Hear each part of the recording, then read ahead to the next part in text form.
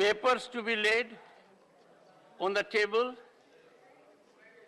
Rao Inderjit Singh. Chairman, sir, I rise to lay on the table of the House the papers mentioned against my name at serial number 1 in today's revised list of business. Shri Krishan Pal. मैं मेरे कर्म संख्या 2 पर मेरे नाम के सामने सूचीबद्ध दस्तावेजों को सदन के पटल पर रखता हूं। Dr. Bhagwat Karad. Honorable Chairman Sir, with your kind permission, on behalf of my colleague Sri Pankaj Chaudhary, I rise to lay the papers on table of this House mentioned against his name at serial number 3 in the list of today's business. Shri Bhagwant Khuba. मैं आपकी अनुमति से आज की संशोधित कार्यसूची के क्रमांक संख्या 4 पर मेरे नाम के समक्ष उल्लेखित कागजात सदन के पटल पर रखता हूं। Dr. Bharti Parveen Pawar. Honorable Chairman, sir, with your permission, I rise to lay on the table of the House papers mentioned against my name at serial number 5 in today's revised list of business. Thank you. Shri Shantanu Thakur. Chairman, sir, I rise to lay on the table of the House the paper mentioned against my name, serial number 6, today's revised list of the business. Thank you, sir. Dr. Munjpra Mahendra Bhai. Honorable Chairman, sir, with your kind permission, I wish to lay on the table of the House papers mentioned serial number 7 against my name in today's revised list of business. Thank you, sir. Reports of the Department-related Parliamentary Standing Committee on Science and Technology, Environment, Forests and Climate Change, Srimati Seema Dwivedi. महोदय, मैं विभाग संबंधित विज्ञान तथा प्रौद्योगिकी, पर्यावरण, one और जलवायु परिवर्तन संबंधी संसदीय अस्थायी समिति के निम्नलिखित 7 प्रतिवेदनों को हिंदी तथा अंग्रेजी में प्रस्तुत करती हूँ। परमाणु ऊर्जा विभाग की अनुदान मांगों 2022-2023 के संबंध में 358वें प्रतिवेदन के अंतर्विष्ट सिफारिशें संमुक्तियों पर विभाग द्वारा की गई कार्रवाई संबंधी 366वां प्रतिवेदन। जैव प्रौद्योगिकी विभाग की अनुदान मांगों 2022-23 के संबंध में 359वें प्रतिवेदन में अंतर्विष्ट सिफारिशों संमुक्तियों पर विभाग द्वारा की गई कार्रवाई संबंधी 367वां प्रतिवेदन। वैज्ञानिक तथा औद्योगिक अनुसंधान विभाग की अनुदान मांगों 2022-23 के संबंध में 360वें प्रतिवेदन के अंतर्विष्ट सिफारिशों संमुक्तियों पर विभाग द्वारा की गई कार्रवाई संबंधी 368वां प्रतिवेदन। विज्ञान तथा प्रौद्योगिकी विभाग की अनुदान मांगों 2022-23 के संबंध में 361वें प्रतिवेदन में अंतर्विष्ट सिफारिशों संमुक्तियों पर विभाग द्वारा की गई कार्रवाई संबंधी 359वां प्रतिवेदन। अंतरिक्ष विभाग की अनुदान मांगों 2022-23 के संबंध में 362वें प्रतिवेदन में अंतर्विष्ट सिफारिशों संमुक्तियों पर विभाग द्वारा की गई कार्रवाई संबंधी 370वां प्रतिवेदन। पर्यावरण, वन और जलवायु परिवर्तन मंत्रालय की अनुदान मांगों 2022-23 के संबंध में 363वें प्रतिवेदन में अंतर्विष्ट सिफारिशों संमुक्तियों पर सरकार द्वारा की गई कार्रवाई संबंधी 371वां प्रतिवेदन और पृथ्वी विज्ञान मंत्रालय की अनुदान मांगों 2022-23 के संबंध में 364वें प्रतिवेदन में अंतर्विष्ट सिफारिशों संमुक्तियों पर सरकार द्वारा की गई कार्रवाई संबंधी 372वां प्रतिवेदन। Statement of the Department-related Parliamentary Standing Committee on Water Resources, Shri Arun Singh. I rise to lay on the table the Hindi and English version of the further action taken statement of the Standing Committee on Water Resources as listed against my name in the today's list of business.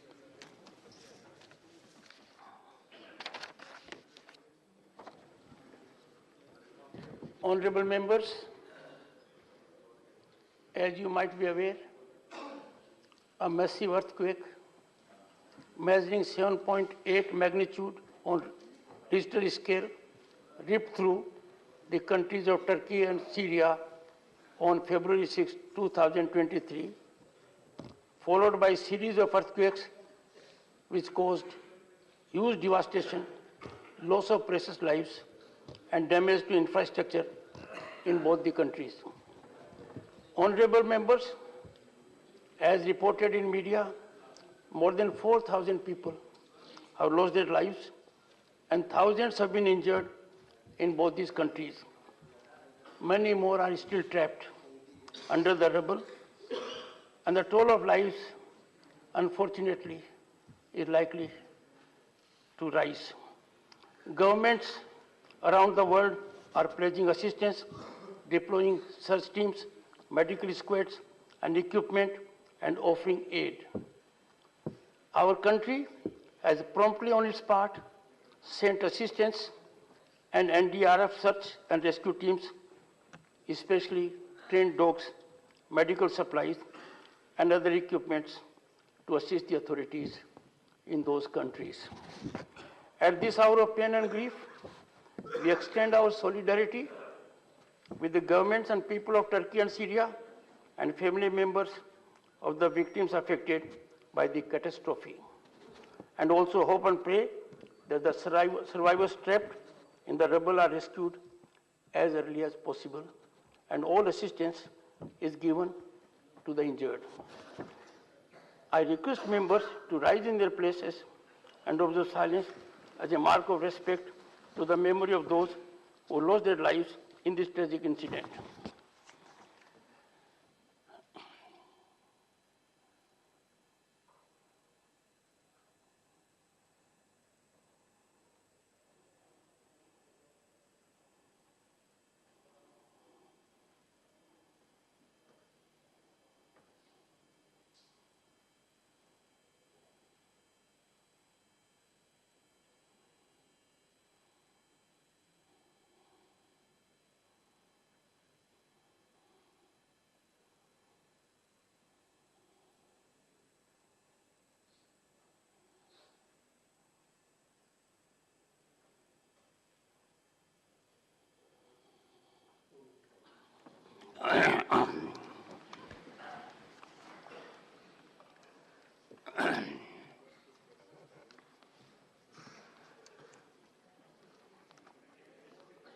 Honorable members, I have received 13 notices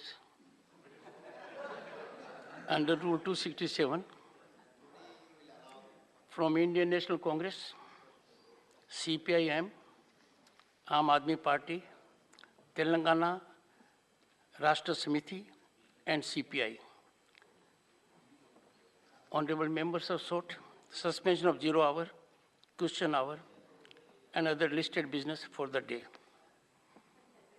The notices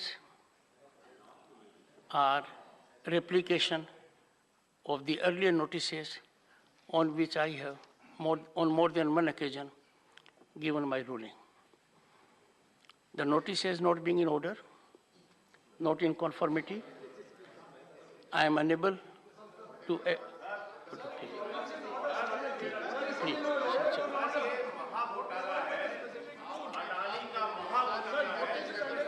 Take your seat.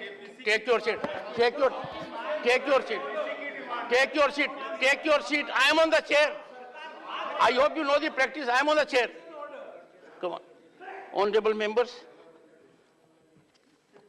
what I have seen is that immediately we take recourse to disregarding the rules. The House is required under the constitutional rules to function for deliberation.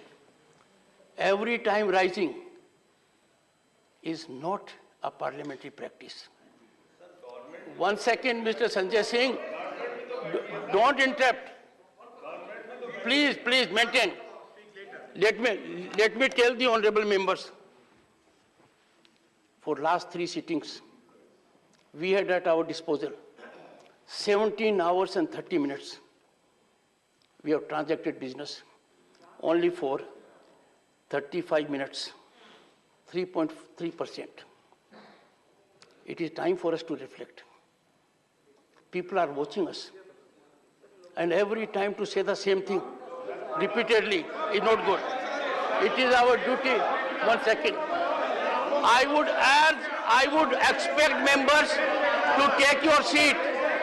I will continue with the listed business.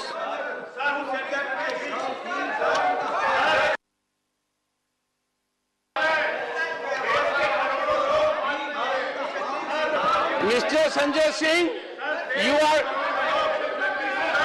House stands adjourned to meet at 12 noon today.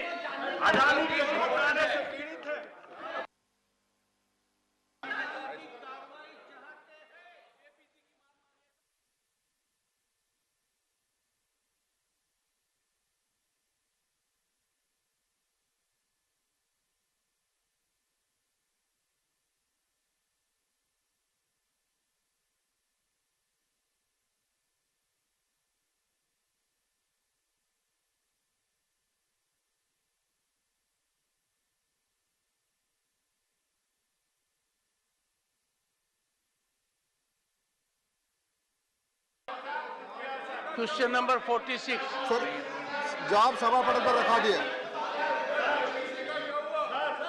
Shri Vijaypal Singh Thomas.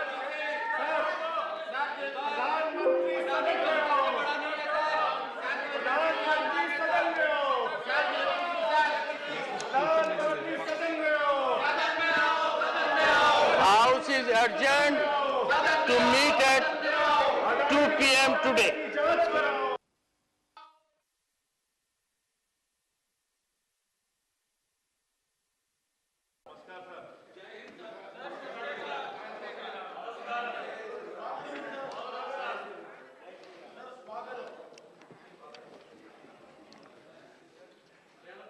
Motion of thanks on the President's address. Dr. K. Lakshman to move that an address be presented to the President in the following terms: that the members of the Rajya Sabha assembled in this session are deeply grateful to the President for the address which he has been pleased to deliver to both houses of Parliament assembled together on January 31, 2023.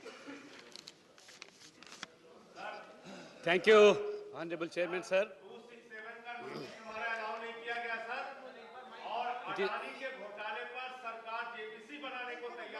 Sir, it is my privilege to move the motion of thanks to the Honorable President, Madam's address to the joint session of the Parliament, sir.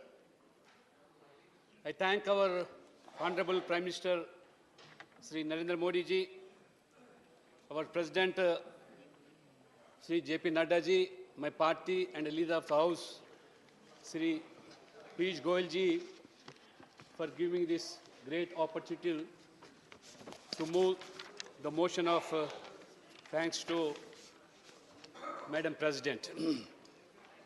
Sir, I would like to quote a noble Telugu writer, sir, Abhyudaya Kavita Pitamaha, Sri Gurajada Apparao.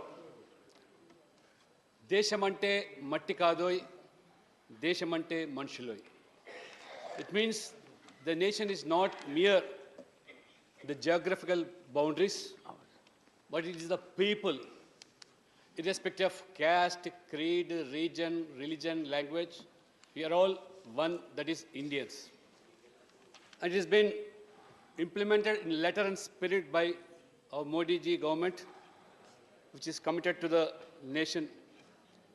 Sir, as a member of this Rajya Sabha, during this Amrit Kal, I have witnessed such a historical scene. इतना अद्भुत दृश्य मुझे देखने को मिला। पहली बार 18 साल के आजादी के बाद एक महिला आदिवासी के नाते महामनी राष्ट्रपति का उद्बोधन जॉइंट पार्लियामेंट सेशन में करना, ये तो ऐतिहासिक है। ऐतिहासिक पन्ने में लिखने का ये चीज़ है। First time in the history of India, after 75 years, a woman, tribal community, she has addressed the both parliamentarians.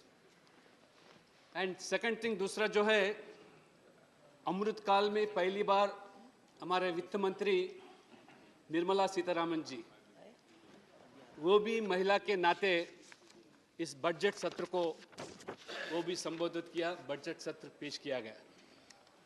बड़ी महत्वपूर्ण और ऐतिहासिक दोनों महिला, इससे साबित होता है। Honorable members, I would persuade the honorable members to use the messenger service rather than walking to the table. That will facilitate decorous working, and senior member, I'm sure, would appreciate. Go ahead. इसे साबित होता है मोदी जी का जो एक visionary leader के नाते महिलाओं को इतना महत्व दिया गया इस सरकार ने, इसलिए मैं आभार प्रकट करता हूं, धन्यवाद भी देता हूं हमारे प्रधानमंत्री मोदी जी को। सर, राष्ट्रपति जी ने सदन को संबोधित करते हुए कहा कि अमृतकाल का यह 25 वर्ष का कालखंड स्वतंत्रता की स्वर्णिम शताब्दी का और विकसित भारत के निर्माण का कालखंड है।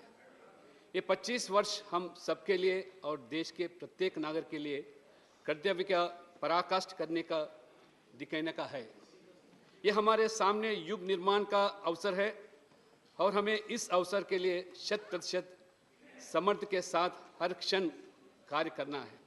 उन्होंने स्थिर सरकार चुनने के लिए लोग का धन्यवाद किया। सर, उन्होंने आगे ये भी कहा कि 2047 में भारत गरीबी रहित भारत होगा, जिसमें एक समृद्ध मध्यम वर्ग अपने युवा और महिला द्वारा निर्देशित होगा। यह वर्तमान सरकार द्वारा लाए गए सकारात्मक परिवर्तन के कारण संभव माना जा रहा है, जिसने हर भारतीय का आवाज आत्मविश्वास दिया है। एक भारत, ऐसा भारत बनाना है आत्मनिर्भर हो, ऐसा भारत जिसमें गरीबी न हो, जिसका मध्यम वर्ग वैभव से युक्त हो, ऐसा भारत देश की युवा शक्ति और नारी शक्ति समाज और राष्ट्र को दिशा देने के लिए सबसे आगे खड़ी हो, ऐसा भारत जिसकी विविधता और अधिक उज्जवल हो, जिसकी एकता और अधिक अटल हो। एक समय भारत अपनी अधिकांश समय दुनिया की ओर देखती थी समस्या के समाधान के लिए, मगर दुनिया आज भारत की ओर देख रही है कि हर समाधान के लिए हर समस्या उत्पन्न, चाहे वो कोविड-19 हो, आतंकवाद हो या विश्व शांति का वार्ता भी हो। जिन मूल सुविधाओं के लिए देश की एक बड़ी आबादी ने दशकों तक इंतजार करना पड़ा, आज मोदी सरकार ने उस सुविधाओं को पाने के लिए प्रयास किया गया। भारत एक ऐसा डिजिटल नेटवर्क तैयार हुआ जो विकसित देश के लिए भी प्रेरणादायक बन गया। देश को बड़े बड़े घोटालों से, सरकारी योजना से, भ्रष्टाचारी के समस्याओं से देश मुक्ति चाहता था, वह मुक्ति और आज मोदी सरकार में मिला था। इस प्रकार के निर्णय से हमारी सरकार में देश दुनिया की 5वीं बड़ी अर्थव्यवस्था के रूप में उभरा है। Supposed to be the 5th largest economic country in the world, we all feel proud to be called Indians. आज भारत ने इनोवेशन और टेक्नोलॉजी के माध्यम से जन कल्याण को सर्वोपरि रखने वाली सरकार है। मोदी जी सरकार का जो मूल मंत्र है, सबका साथ, सबका विकास, सबका विश्वास और सबका प्रयास, इस मूल मंत्र को ध्यान में रखते हुए मोदी जी सरकार का द्वारा विभिन्न बुनियादी सुविधाओं को कैसे गांव, गरीब, किसान और मजदूर तक पहुंचा जाए, यह हमारे महामहिम राष्ट्रपति ने रखा गया था।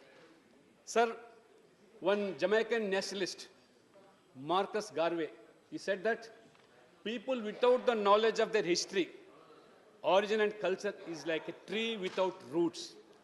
So our government under the visionary leadership of Narendra Modi ji, he has revived the history during this Azadi Ki Amrit Mahotsav celebrations, the past glory and sacrifices made by our freedom fighters, our leaders and unsung heroes. The 400th Prakash Parva of Guru Tegh Bahadur ji, the 150th birth anniversary of Sri Aurobindo ji, 150th birth anniversary of Chidarambai Pillai, 125th birth anniversary of Netaji Subhash Chandra Bose. These not only inspire our younger generations, but also make them committed to our nation. Sir, national level celebrations like Veer Bal Divas on 26th December in the memory of the sacrifice of Sahibjadas and birth anniversary of Bhagwan Birsa Munda on 15th November as Janjatiya Gaurav Divas. As they are all crucial, these heroes deserve honor from the entire nation, sir. We can say with conviction that our Honorable Prime Minister has imbibed the ideals of these great leaders and also translated them into reality. Thanks to Modi ji for his visionary leadership, sir. उबलते हुए खून की रवानी है मोदी जी, इस देश के युवा की जवानी है मोदी जी, सोए हुए थे जो अब तक हिंदुस्तानी, उनके जाग उठाने की कहानी है Modi ji. Sir, as far as this new education policy is concerned, the Bhagavad Gita says, Nahi jnanena sadrusham pavitram hi vidayate, which means there's nothing pure in the world other than this knowledge. इसलिए जो हमारे national education policy के अंदर जो regional languages, they have been promoted almost in all languages. I thank the government for teaching in 6 Indian languages, in 19 engineering colleges and in 10 states, sir. And the motto of our Modi ji government, ये लक्ष्य और हमारा M जो है अंत्योदय.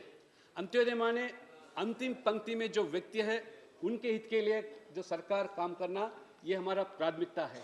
इसीलिए अंत्योदय, आत्मनिर्भर, Gatishakti in the Amrit call to attain inclusiveness in the growth. So Modi ji ने जो गरीब कल्याणकारी के योजना सबसे पहले प्रधानमंत्री बनने के बाद, he has addressed from Red Fort as a Prime Minister, he emphasized on स्वच्छ भारत. जब स्वच्छ भारत के बारे में मोदी जी ने लाल किला से अपना भाषण दिया तो हमारे विपक्ष नेता कई लोग मजाक उड़ाए. ये प्रधानमंत्री बनने के बाद, ये छोटे छोटे चीज़ों के बाद शौचालय के बारे में जिक्र करता है और स्वच्छ भारत के में बात करता है, ऐसे लोग मजाक उड़ाए थे. मगर we feel all proud to see that our Indian women, जो उनका आज पूरा देश के अंदर जो शौचालय बनने से किस तरह वो पूरे शौचालय को हमारे वो इज्जत घर माना जाता है, हर महिला ने, हमारे माँ बहनें ने. ये ग्रामीण के स्तर पर nearly 1,34,396 villages in our country has declared 100% ODF by December 22, sir. खुले में शौच से मुक्त दिलाने के कारण पिछले कुछ वर्षों में देश में लगभग 5 लाख मौतें को न सिर्फ रोका गया, बल्कि लगभग 20 करोड़ डायरिया से, बीमारी जैसे मामले से भी बचाया गया.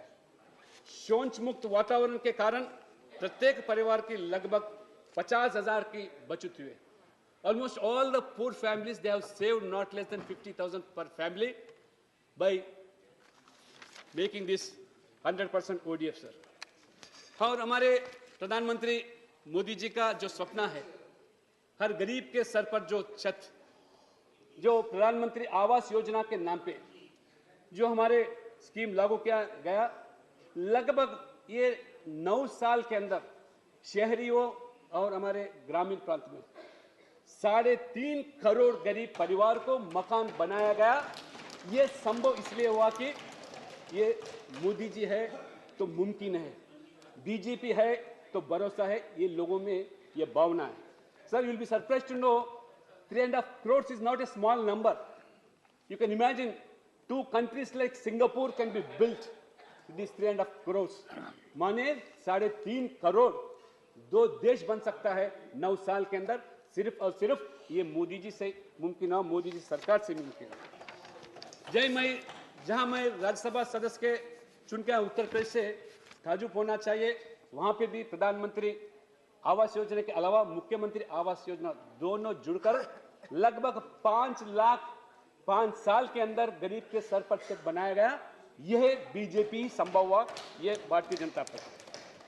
मगर दुख की बात यह है, मैं जहां से तेलंगाना से आता हूं, मैं मूलवासी तेलंगाना को, हमारी जो सरकार जो लोगों को, गरीब लोगों को गुमराह करके ऐसे 2 बेडरूम हॉल किचन के साथ हमको मुफ्त में मकान दिला जाएगा, ऐसे चुनाव के समय में वादा देना, बस बाद में भूल जाना। अभी तक लगभग 9 साल के अंदर आपको जानते हुए ताजुब होता, 26,000 मकाने ने बनाया गया ये तेलंगाना की सरकार। ये इसीलिए नॉट ओनली दैट सर, प्रधानमंत्री आवास योजना के अंदर अर्बन ये एचपी वर्टिकल जो है 1,59,372 इकोनॉमिकली वीकर सेक्शन जो तेलंगाना के अंदर प्रधानमंत्री मोदी जी ने जो सैंक्शन दिया, मगर परंतु 10,917 हाउसेस इस ऑक्यूपेंसी हुआ है। और प्रधानमंत्री Awas Yojana AHP affordable housing programme के नाते हैदराबाद के लिए हमारे मुख्यमंत्री तो बार बार बताते थे, जब तक हैदराबाद शहर के अंदर 1 लाख मकान हम बनाए नहीं देंगे तब तक वोट भी नहीं मांगेंगे, ये उनका ये वादा था। मगर आज बदौलत क्या है, हैदराबाद शहर के अंदर 1,71,781 हाउसेस वर्टिकल में सैंक्शन होने के बावजूद भी 3,722 मकानी ऑक्यूपेंसी हो, ये हैदराबाद शहर का, being the capital city of Telangana, this is the fate of Telangana people. और प्रधानमंत्री आवास योजना अर्बन बीएलसी का जो स्कीम है, पूरे देश में 73.45 लाख हाउसेस जो बीएलसी वर्टिकल से सैंक्शन हुए थे पूरा देश भर में, परंतु तेलंगाना राज्य में बीएलसी वर्टिकल में एक भी मकान सैंक्शन नहीं हुआ। ये तैयार सरकार का बीएलसी वर्टिकल जो सबसे पॉपुलर है उसमें तेलंगाना सरकार एक भी मकान ना प्रपोजल नहीं दिया, ये तेलंगाना सरकार का रहा। इसलिए मोदी जी के कार्यकाल में हर दिन लगभग 11,000 मकान बनाया गया, ये मोदी जी सरकार का एक कमिटमेंट टुवर्ड द पुअर। इसलिए हम बार बार बोलते डबल इंजन सरकार का डबल इंपैक्ट किस तरह रहता है। अगर गैर बीजेपी सरकार का किस तरह मकान गरीबों को बनाया गया, और जिस तरह आज यूपी हो, गुजरात हो, या बीजेपी शासित राज्य जो है, किस तरह वो डबल इंजन सरकार का डबल इंपैक्ट है, ये जानकारी होना चाहिए। ये प्रधानमंत्री स्वनिधि कोरोना कालखंड के समय में हमारे गरीब जो तरकारी बेचने वाले, फुटपाथ में स्ट्रीट वेंडर्स कहने वाले जो रोजगार खो गए थे, तो उनके लिए बिना कुछ कोलैटरल सिक्योरिटी के बारे में प्रधानमंत्री खुद बोले, मैं खुद सिक्योरिटी के नाते एक गरीब आवाम को जो भी ये रोजगार के लिए ये हमारे स्ट्रीट वेंडर्स है, उनके लिए आज लगभग पूरा देश के अंदर 45.32 लाख वेंडर्स के लिए आज 4,606 करोड़ आज फाइनेंशियल असिस्टेंस दिया गया। 10,000 फर्स्ट फेज में, सेकंड 20,000, थर्ड फेज में 50,000। Now I humbly request our Honorable Finance Minister also to see that the fourth installment, fourth phase may be enhanced to even 1 lakh, because the poor vendors, we have seen the recent meeting where 90% are paying back these loans which they have acquired from the banks. Magar unfortunately even in Telangana में भी जितना उसका इस्तेमाल करना वो ठीक ढंग से इस्तेमाल नहीं किया। उसके अलावा जो गरीब का जो स्वास्थ्य के लिए आयुष्मान भारत योजना, जो suppose to be the world's largest health security programme, लगभग 50 करोड़ आज 50 करोड़ आबादी के लिए फ्री मुफ्त आज ट्रीटमेंट जो किया जा रहा है, लगभग 80,000 करोड़ आज स्पेंड करने के बाद। इतना ही नहीं, और the government has also come out with 9,000 Janaushadhi Kendras with normal medicine rates across the country. As a result, 20,000 crore of the poor people have been saved in the last few years. With the Ayushman Bharat, they have saved 80,000 crores, and this Aushadhi Kendra, 9,000 centers, they have saved almost 1 lakh crore. You can imagine 1 lakh crore रुपए गरीब के किस तरह packet में आज बचत हुआ. This is the health scheme. But unfortunately, our Telangana government, they were not prepared to implement this Ayushman Bharat, saying that we have a better scheme of 2 lakhs Arogyasri. They did not go for this Ayushman Bharat, unfortunately. मगर Covid के समय में इतने लोग गरीब जो हमारे corporate आस्पत्रि में चिकित्सा न करने के वजह से कई लोग जान खो गए, हजारों संख्या में जान खो गए. मगर later on it was eye opening to them. Later they started implementing this Ayushman Bharat in Telangana also. जब नारी शक्ति की बात आती है तो women empowerment is the core of all schemes introduced by this government, sir. नारी शक्ति जी जो है, आज देखो जहां नागालैंड से हमारे बहन, she is supposed to be the first lady, first woman to become Rajya Sabha from Nagaland, that too a BJP. She is our Pangnan Konyak. इस तरह जब मोदी जी सबका साथ सबका विकास का बात जब जिक्र करता है तो इस तरह सभी लोगों को आज not only a lady from Nagaland, even PT Usha, she has brought laurels to our country, being an athlete. She is from again a very backward area, backward region, backward community. We all feel proud that PT Usha has been made Rajya Sabha by government. This is the visionary leadership of Modi ji. How he is picking up women. ये women, even ये बेटी बचाओ बेटी पढ़ाओ की जब बात आती है, sir, I feel very bad.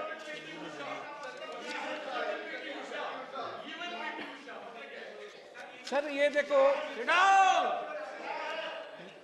ये देखो आप, I don't know, I fail to understand why you don't digest when a woman from your state becoming Rajya Sabha member from Kerala. This is your, आपके party में नहीं होता, सरकार में नहीं होता. जब मोदी जी ऐसा महत्व दिए तो आप समझते नहीं. सर, सब बेटी बचाओ बेटी पढ़ाओ जो ये प्रोग्राम दिया गया, the number of females now presently, the female population has now raised than males. Women's health also have been improved by this program, Modi Beti Bachao, Beti Padhao. Apart from that, Modi government has also been removing hindrances to girls' education and carries through measures such as building separate toilets for girls in government schools, providing access to sanitary pads and opening saving accounts under Sukanya Samriddhi Yojana. इससे आज government school के अंदर जितना drop out ratio था पहले बच्चियों का, आज ये ड्रॉप आउट रेशियो भी कम हो गया, इसलिए आज बच्चियों का भी पॉपुलेशन बढ़ते गया. एंड इसके अलावा the maternity leave was also increased from 26 weeks to from 12 weeks. And Mudra योजना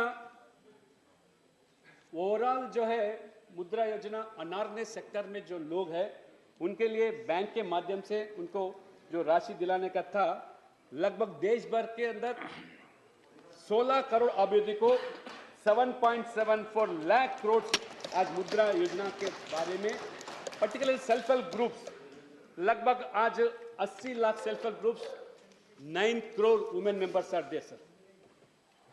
मगर अनफॉर्चुनेटली మా తెలుగు టీఆర్ఎస్ నుంచి ఎంపీలు ఇక్కడ ఎవరు కనబడలేరు. మహిళల పేరు మీద ఓట్లు పొంది టీఆర్ఎస్ తెలంగాణలో అక్కడ మహిళల సంఘాలకు ఏదైతే ఇవాళ 4,500 కోట్లు బకాయి పడ్డటువంటి ఇవాళ మరి ఈ యొక్క వడ్డీ లేని రుణాల పేరు మీద, ఇంట్రెస్ట్ ఫ్రీ లోన్స్ పేరు మీద ఓట్లు పొంది మహిళలకు 4,500 కోట్ల రూపాయలు ఇవాళ బాకీ పడ్డదంటే మీరు ఆలోచించండి. మహిళల ఉసురు ఈ ప్రభుత్వానికి ఖచ్చితంగా తలుగుతుంది. जिस महिला का पैसे जो सरकार खाया वो सरकार कोई बचेगा नहीं. जरूर तेलंगाना आज महिला को 4,500 करोड़ बाकी है आज तेलंगाना की सरकार.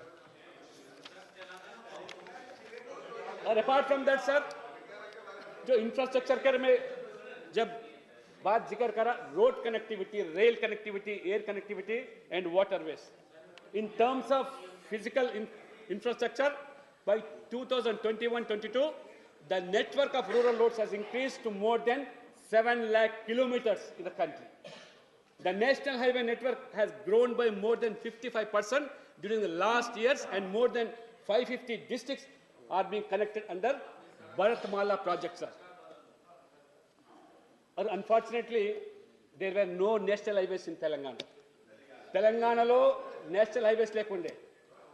Telanganalo ivala Modi Prabhutvam yokka choruva valla now Telangana stands number 2 in national highways, more than average of national. Laksha 4,000 kotla rupayalu. 1 lakh crores have been allocated to national highways for Telangana. Earlier, there were no national highways in Telangana. This is the greatness of modern Telangana. Modi government, Modi ji, राजनीति सिर्फ चुनाव के लिए नहीं करते, सिर्फ vote के लिए नहीं करते. Modi ji is such a leader, he never thinks of future elections. He only thinks of a future generation, not like you people.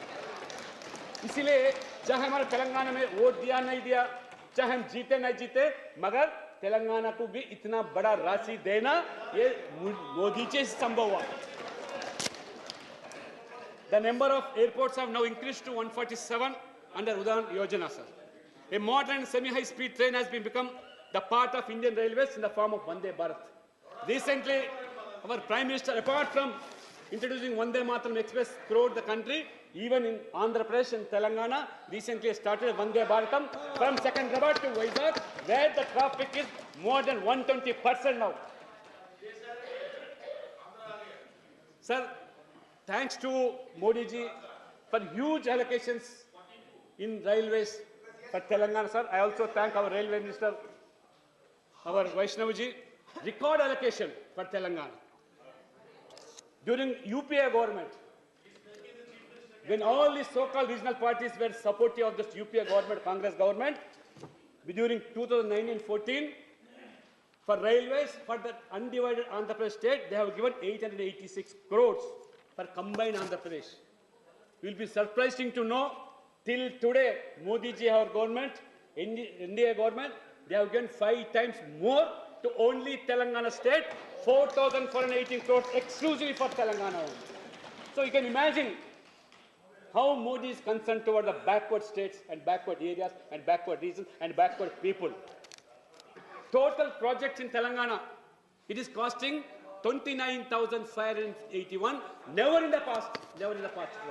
It may be further increased if the state supports. Unfortunately, there is little support from the state government of Telangana, in spite of regular reminders from our railway minister and railway ministry also. Land acquisition is a problem, permission is a problem, and state share is also a problem. Even today, 500 crores are still outstanding for these railways to complete this MMTS project, whereas the central government already incurred 715 crores for this MMTS. 24 stalls, one stop, one product का जो है आज लगभग 24 stall आज खुला गया.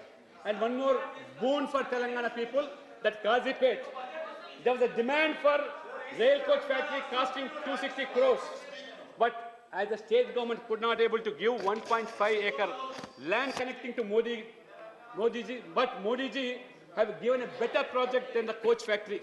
That is, overall wagon factory now costing 544 crores, sir.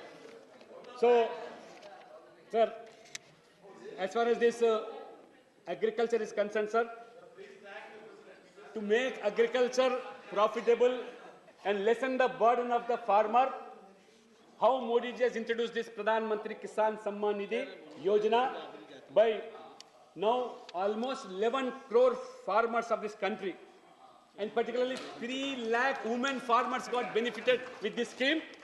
50,000 crores have been given to the women farmers, and overall 2.25 lakh crores through DBT has been given to this farmers, sir.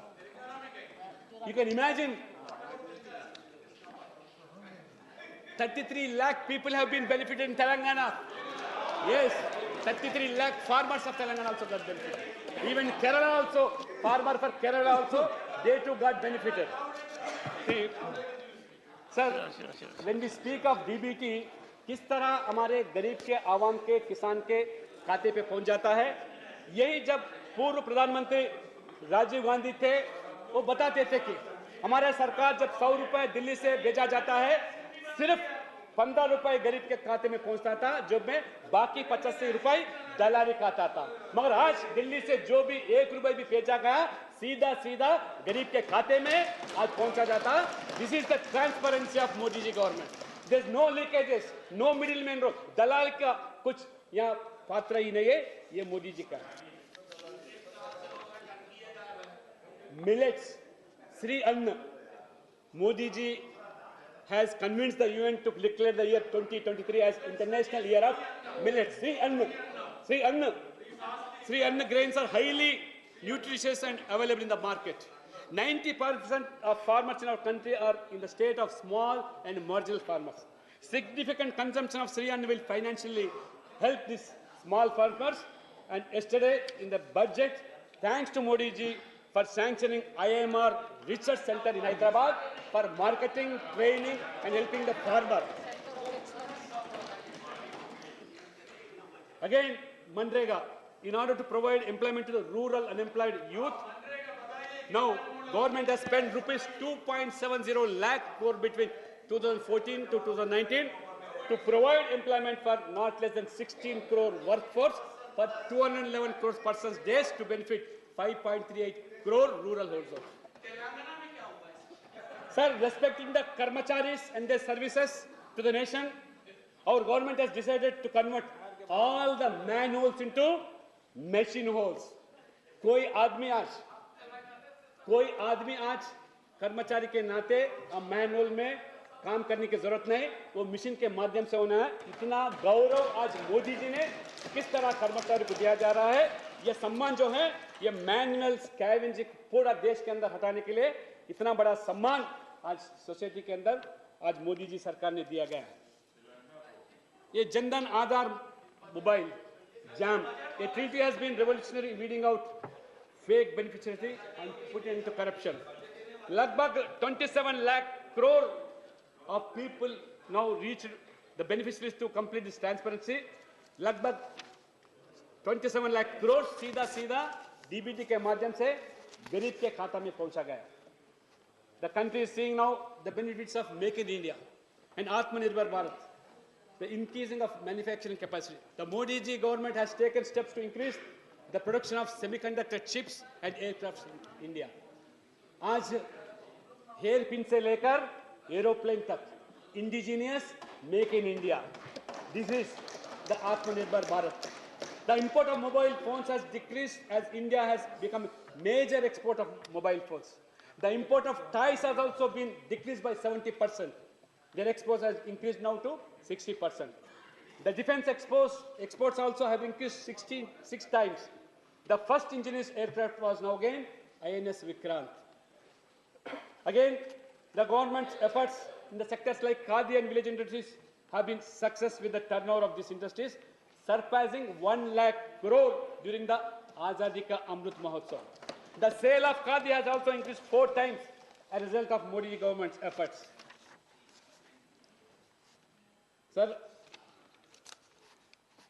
when it comes to national security, from surgical strikes to firm crackdowns on terrorism to a befitting response to every misadventure from LOC to LAC, from abrogation of Article 370, the Modi government has been decisive in matters of national security. We never compromise on the security issue. जिसके भाषण को सुनकर सरहद का दुश्मन डर जाता है, जो करने की कोई नहीं सोचा, उसे नरेंद्र मोदी जी कर जाता है. Now, as far as foreign affairs are concerned, India is now showing the world the solutions to its problem, especially through its presidency of G20 and the role it played in the Ukraine war and being the pharmacy of the world. Yeah, he's a part of the government. As far as social justice is concerned, sir, the Modi ji government also paid tributes to the tribal revolution at the national level in Manghar Dam for the first time. Today, more than 36,000 tribal-dominated villages are being developed under Pradhan Mantri Adi Adarsh Gram Yojana, and more than 400 Ekalavya model schools have been opened in tribal areas in the country. This is the concern towards tribes in the country by Modi ji government. Not only that, in the recent budget, 38,800 new teachers will be recruited in existing 740 Ekalavya model schools, benefiting 3.5 lakh tribal students in the country. Sir, as far as this सामाजिक न्याय के बारे में जब जिक्र करते बात करते, पहली बार 75 साल के आज़ादी के अंदर 70% आज मोदी जी सरकार के अंदर आज यूनियन गवर्नमेंट में SC, ST, BC, महिला और माइनॉरिटीज का 70% कभी ये इसके पहले कभी हुआ नहीं. इसलिए पहली बार जो 27 ओबीसी समाज के लोगों को केंद्र मंत्रिमंडल में भागीदार देके किस तरह मान सम्मान इनका गौरव बढ़ाया, उसी तरह आज not only that he has given ये संवैधानिक दर्जा पिछड़ा वर्ग आयोग को मोदी जी सरकार ने दिया. जब यूपीए सरकार 10 साल यहाँ हुकूमत में थी, जितने भी हमारे क्षेत्रीय दल ठेकेदार समझते पिछड़ा वर्ग समाज के, कोई उसका समर्थन नहीं किया. कोई पिछड़ा वर्ग आयोग को जो दंतहीन आयोग था उसको संवैधानिक दर्जा देने का किसी का मन नहीं बना था. सिर्फ मोदी जी ही आज संवैधानिक दर्जा देने से जो भी आरक्षण में मिला 27% मंडल कमीशन के माध्यम से आज ठीक ढंग से अमल होने के लिए दर्जा दिया गया था. Not only that, constitution of 105th amendment of 2021 giving powers to states for identifying socio economic backward. अपने प्रदेश के अंदर, राज्य के अंदर जो भी पिछड़ा वर्ग समाज अगर अपना राज्य के सूची के अंदर दर्जा करना चाहते हैं, पूरा स्वेच्छ स्वतंत्र उस राज्य को दिया गया मोदी जी सरकार ने. इतना ही नहीं, इनिशिएशन ऑफ सब categories of socio economic communities. अभी जो आरक्षण जो मिल रहा है ओबीसी के लिए, उसके अंदर भी छोटे छोटे जातियां जितने भी है देश के अंदर, वो आरक्षण का प्रावधान वो अब तक कुछ मिला नहीं. उनके लिए भी आज जस्टिस रोहिणी कमीशन के माध्यम से वो छोटे जातियों के लिए अलग प्रावधान देने के लिए ये वर्गीकरण का आज जिक्र किया गया. Expansion of not only that irrespective of caste, not only socially economical weaker sections, even financially economical weaker section 10% आज ईडब्ल्यूएस के नाम पर रिजर्वेशन दिया गया मोदी जी सरकार के माध्यम से. Apart from that 10 crores of OBC benefits were covered and an amount of 14,000 crores was spent for socio-economic developments of OBCs. Modi ji चाहते हैं सिर्फ रोजगार मांगने वाले नौजवान नहीं चाहिए देश को, रोजगार देने वाला संस्था बनने हैं. इसलिए मोदी जी ने he doesn't want any youth of this country to become job seeker rather than he become a job creator. इसलिए वेंचर कैपिटल फंड के नाम पे ओबीसी के लिए अलग एंटरप्रेन्योरशिप के लिए आज अलग लगभग करोड़ों रुपए से वेंचर कैपिटल फंड दिया जा रहा है, कहीं आज उद्योगपति बन सके ओबीसी समाज के लिए. इतना ही नहीं, आज पीएम विकास जो विश्वकर्मा कौशल सम्मान, इतनी बड़ी प्रोग्राम योजना पहली बार मोदी जी ने दिया गया. सुनार, लोहार, शिल्पकार, कुम्हार, सुधार, मूर्तिकार, कारीगर जैसे दशकों से परंपरागत अपने हाथ सृजन करने वाले हजारों संख्या में है, उनके लिए अलग training, technique, credit, market support देने के लिए ये पीएम विकास बनाया गया ताकि आज हजारों परिवार उसे लाभान्वित हो सके. उतना ही आज 27% नीट के माध्यम से होने वाले जो मेडिकल सीट्स के अंदर वो भी ओबीसी के लिए आज आरक्षण दिया गया. 27% केंद्रीय विद्यालय, नवोदय, सैनिक पाठशाला, न्याय विद्यालय में पहली बार मोदी जी सरकार के बाद दे रही आज 4 लाख आज ओबीसी समाज के छात्रों को आज लाभान्वित हुए. लगभग 9,000 बैकलॉग पोस्ट थे पूरा देश के अंदर. 45 सेंट्रल यूनिवर्सिटी जो दशकों से 9 या 10 से ज्यादा ओबीसी समाज के कोई प्रोफेसर, असिस्टेंट प्रोफेसर नहीं थे, नॉट फाउंड सुटेबल के नाम पे इस तरह बैकलॉग जमा किया गया.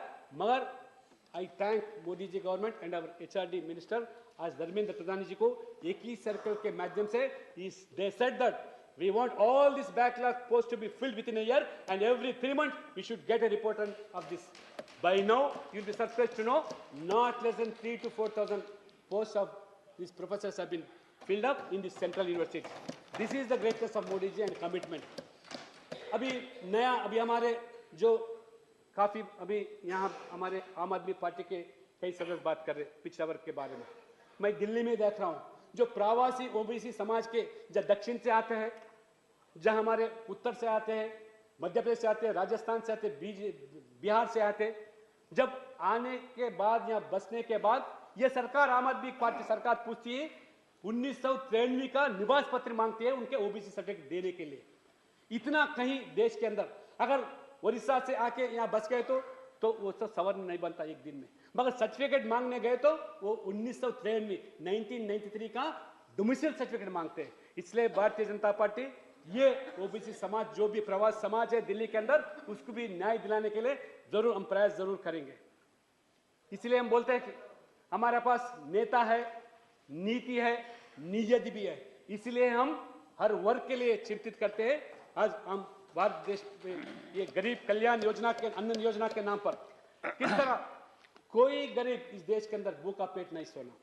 मोदी जी चाहते थे, कोरोना काल में देखा किस तरह अपना रोजगार खोने के बाद किस तरह भूखा पेट सोते थे। इसीलिए आज प्रधानमंत्री गरीब कल्याण अन्न योजना के नाम पे 3.5 लाख करोड़ आज खर्च करके निःशुल्क राशन दिया जा रहा। हर परिवार में, हर व्यक्ति को 5 किलो चावल लगभग आने वाले दिसंबर तक भी आज उसको पहुंचा जा रहा है। इतना ही नहीं, जहां मैं राज्यसभा सदस्य के नाते उत्तर प्रदेश से आता हूं, वहां में भी निःशुल्क राशन हर महीना 2 बार 15 करोड़ आबादी को 1 किलो चावल, 1 किलो गेहूं, 1 किलो तेल, 1 किलो चीनी, 1 किलो नमक भी दिया जाता है। उसमें कोई भेदभाव नहीं रखता, चाहे वो गरीब है, बस इसलिए चाहे मुस्लिम है, हिंदू है, यह देखने वाली सरकार नहीं है। इसलिए आज हमारे प्रधानमंत्री ये गरीब कल्याण योजना के नाते उत्तर प्रदेश के अंदर भी 15 करोड़ आबादी को निःशुल्क राशन दिया जा रहा है। और जल जीवन मिशन के बारे में 11 करोड़ फैमिलीज को आज पाइप्ड वाटर दिया जा रहा है। इतना ही नहीं, आज इतने गरीब के हित के लिए काम करने के बावजूद भी हमें समझ में नहीं आता क्यों हमारे विपक्ष हर बार हमारे मोदी जी सरकार को, बीजेपी सरकार को लगातार गालियां देते रहते हैं। क्यों इतना नफरत करते हैं, क्यों इतना गुस्सा होते हैं, क्यों इतना नाराज होते हैं? इसलिए कि मोदी जी गरीब के लिए घर दिया गया, इसलिए नाराज है। ले घर में आज हर महिलाओं के लिए शौचालय दिया जा रहा है, इसीलिए आपको गुस्सा है। ने घर में बिजली दिया जा रहा है हर गरीब परिवार को, इसलिए आप आज नफरत करते हैं।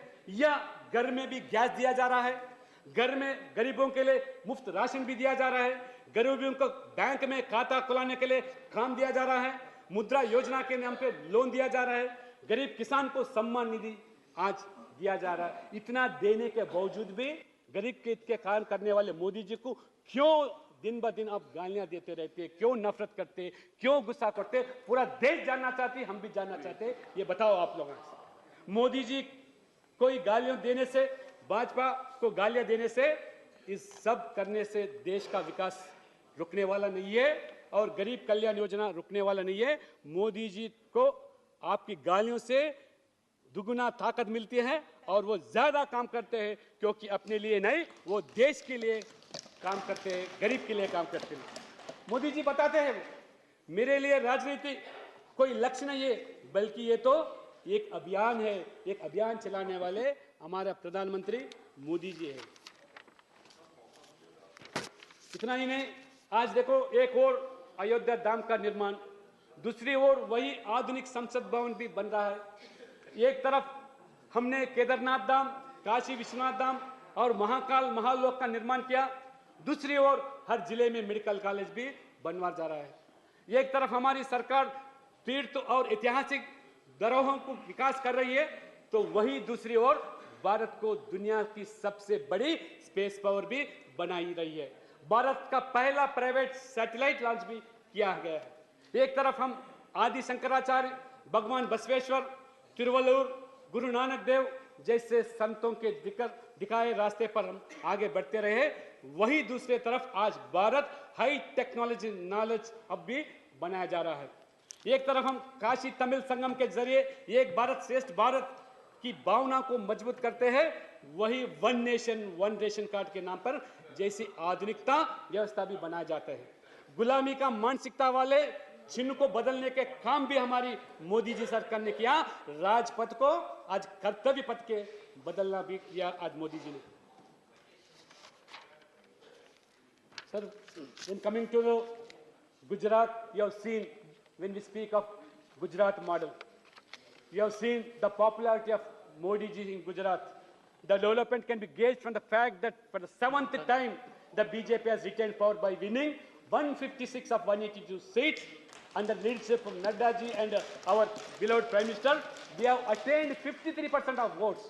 In spite of all opposition parties coming together, they did not even able to garner even 50% votes. The people of Gujarat rejected the prevailing anti-incumbency theory in the election analysis and forced them to accept the pro-governance theory. The historic victory of Gujarat has recognized the Bharatiya Janata Party's model of sustainable development for which Prime Minister Narendra Modi deserves congratulations. Out of 40 reserved seats, BJP won 34 seats. When we speak of ST seats, we have won 23 of 27 ST seats. We have won 11 out of 13 SC seats and 64 out of 75 OBC dominant seats. This is the victory of BJP. This is the model of Gujarat. इसलिए Modi means आज peace, prosperity and development. Modi ji has worked out to create a mass movement in the direction of national unity and integrity. About 25 to 30 crore national flags were hoisted nationwide under Har Ghar Tiranga Abhiyan, through which wonderful communication of national spirit was done across the country. Recently, हमारे opposition leaders Lal Chowk में तिरंगा झंडा लहरा गया। सिर्फ ये मोदी जी का then है, आज इतना शांतिपूर्वक लाल चौक के अंदर तिरंगा झंडा फहरा है, ये मोदी जी के 370 धारा हटाने से ये संभव हुआ। इतने दशकों में कभी तिरंगा झंडा फहरा गया हमें मालूम है, हमको जानकारी है। हम मनोहर जोशी जी के नेतृत्व में हम झंडा लहराने गए तो किस तरह पत्थरबाजी किए, किस तरह हमारे पर लाठीचार्ज किए, किस तरह उस दिन आपको हम गैस दिया गया। लाल चौक में झंडा फहराना कितना मुश्किल था। आज हमारे अपोजिशन के नेता भी इतने शांतिपूर्वक वातावरण में तिरंगा झंडा फहरा है, ये मोदी जी और मोदी जी के सरकार की तस्वीर खींचवाई तस्वीर। Sir, finally, while thanking on behalf of 74,000 students of Telangana for extending free education to 12th class, I request HRD Minister to increase the Kasturba Gandhi College in Telangana also. As the revenue districts in Telangana have been increased, I request the Minister to consider to increase the Navodaya Pathshalas in Telangana also, as they provide a quality and cheap education to the rural poor of the country and the rural poor of Telangana also to get benefit. I request Honorable Minister to increase the Navodaya Pathshala. Sir, इतना ही नहीं और हमारा जो most backward classes जितने भी देश के अंदर है, हर प्रदेश में छोटी छोटी जातियां हैं, हर अपने राज्य में बीसी का दर्जा है मगर सेंट्रल ओबीसी लिस्ट में नहीं है। मैं ज़रूर सरकार से मांग करता हूं आने वाले दिनों में ज़रूर इतने जो भी जितने जातियां हैं वो सब छोटे छोटे जातियों को सेंट्रल ओबीसी लिस्ट में दर्जा करने के लिए ज़रूर सरकार के माध्यम से कुछ प्रयास करना चाहे, ज़रूर हम इसके लिए भी कटिबद्ध है। उतना ही नहीं, और 27% जो आरक्षण जो हमारे ओबीसी समाज के अंदर जो दिया जा रहा है उसके अंदर भी छोटी जातियों की प्रावधान के लिए ये कैटेगरीज का भी हम मांग करते हैं। इतना ही नहीं, ठीक है, अभी जो रेलवे की जब बात आई, आज हमारे मोदी जी सरकार और हमारे उत्तर प्रदेश सरकार जो तमिल काशी संगमम के बाद इतना डिमांड हो गया कि हैदराबाद तो गोरखपुर एक्सप्रेस अभी इतना भीड़ हो गया। तेलंगाना के अंदर में हैदराबाद में से बिहार और उत्तर प्रदेश की जाने की संख्या बढ़ गया। इसलिए मैं मांग करता हूं हैदराबाद से गोरखपुर एक्सप्रेस, हैदराबाद में वाराणसी एक्सप्रेस का भी बढ़ावा देना है, इसलिए ताकि वो वहाँ ईजी से जा सके। और अंत में डीएनटी जो है गोमंत है, ये गोमंत समाज के लिए भी मोदी जी सरकार इदाते कमेटी गठन कर किस तरह स्पीड जैसे फाइनेंशियल असिस्टेंस प्रोग्राम दिया जा रहा है। 11 करोड़ आबादी है पूरे इस देश के अंदर गोमंत समाज की। मोदी जी आने के बाद एक वेलफेयर बोर्ड बनाया दिया गया उनके नेतृत्व में और हज़ारों करोड़ राशि भी दिया जा रहा। मैं मांग करता हूँ आज भी कई करोड़ों लोग आज कम से कम वोटर भी आज नहीं बन सके, उनके लिए भी अलग उसका प्रावधान देने के लिए मैं जिक्र करता हूँ. Finally, sir, as far as the G20 is concerned, which is a unique platform, world's 20 major economies, representing around 85% of the global GDP, 75% of the global trade, and 60% of the global population. And even major international organizations like UN, IMF, WHO, ये सब भी इस बार उसमें भागीदार बनने के लिए हमारे G20 के अध्यक्ष के नाते मोदी जी ने इनका निमंत्रण दिया गया और लगभग 43 डेलीगेशंस, 200 मीटिंग होने वाले हैं देश भर के अंदर, हर शहर के अंदर, प्रदेश के राजधानी के अंदर भी होने वाले हैं. इसलिए आज हमारा जो India has taken up that Vasudhaiva Kutumbakam, that is one earth, one family, one future. इसलिए हम to sustain this program and also to face these global challenges, India has become now vital role. The economic growth, sustainable development, climate changes, terrorism, and the pandemics can effectively address only through cooperation. इसलिए मैं सभी से मांग करता हूँ, हमारे विपक्ष भाई सभी आने वाले G20 समिट को भी आज हमका देश का जो नाम जो बनने वाला है, नेम एंड फेम, इसलिए आप सब लोग देता हूँ. इसीलिए मैं अंत में एक कविता के माध्यम से आप मैं पूरा करता हूँ. I will say in Telugu sir. ఉక్కు నరాలు, ఇనుప కండరాలు, వజ్ర కఠోరమైన మనస్తత్వం ఉన్నటువంటి యువత నలుగురు కనుక ఉన్నట్టయితే ఈ దేశం యొక్క రూపురేఖలే మార్చేస్తున్నాడు స్వామి వివేకానంద. స్వామి వివేకానంద మీన్స్ దాదాపు 200 సంవత్సరాల క్రితం ఒక నరేంద్రుడు ఏ రకంగా మన భారతదేశం యొక్క ఔన్నత్యాన్ని చాటి చెప్పడానికి అమెరికా దేశాల్లో ధర్మ సమ్మేళనంలో పాల్గొని మన యొక్క హిందుత్వాన్ని, భారతదేశ గౌరవాన్ని చాటి చెప్పాడో ఆ విధంగా మళ్ళీ దాదాపు 2 సంవత్సరాల తర్వాత మరొక నరేంద్రుడు ఈరోజు మరి నరేంద్ర మోడీ రూపకంలో దేవుడు పంపిన దూతగా ఈ భారతదేశం యొక్క ఔన్నత్యాన్ని చాటి చెప్పడానికి, ఈ భారతదేశాన్ని విశ్వగురుగా మార్చడానికి దేవుడు పంపిన దూతగా ఇవాళ నరేంద్ర మోడీ గారు వచ్చారు. కాబట్టి మీరందరూ కూడా సహకరించండి. సహకరించి నేను हिंदी में अलग कविता मैं सुनाता हूँ. जो गरीबों के नायक बनकर आए हैं, भारत माँ के दुख के गायक बनकर आए हैं, पक्ष विपक्ष सभी को मानते जो अपना है, भारत विश्व गुरु है यही बस सपना है. तो विपक्षियों, विरोध वगैरह सब छोड़कर अपनी शक्ति को भी हमसे जोड़कर आओ फिर से हम नई शुरुआत करें, मोदी जी से संग मिलाकर देश की बात करें. जय हिंद, जय तेलंगाना, जय धन्यवाद, जय उत्तर प्रदेश.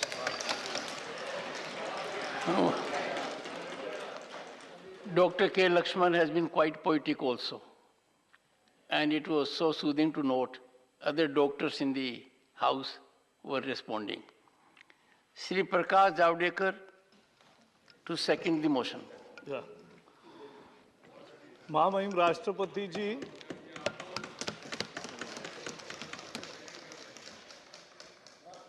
राष्ट्रपति जी के अभिभाषण पर धन्यवाद प्रस्ताव पे सदन चर्चा करेगा. उसमें मेरे साथी डॉक्टर लक्ष्मण जी ने जो धन्यवाद प्रस्ताव रखा उसका मैं समर्थन करता हूं. उन्होंने वर्णन किया कि पहली दफा आदिवासी समाज की एक महिला नेत्री राष्ट्रपति बनी है. अपने समाज का एक इतना बड़ा हिस्सा 75 साल राह देख रहा था कि ये दिन कब आएगा, और वो दिन आया और 2022 में आया. अंबेडकर जी ने समान वोट का अधिकार दिया. सत्ताधारी कौन रहेगा ये चुनने का अधिकार लोगों को मिला, लेकिन सत्ता में भी भागीदारी होनी होती है.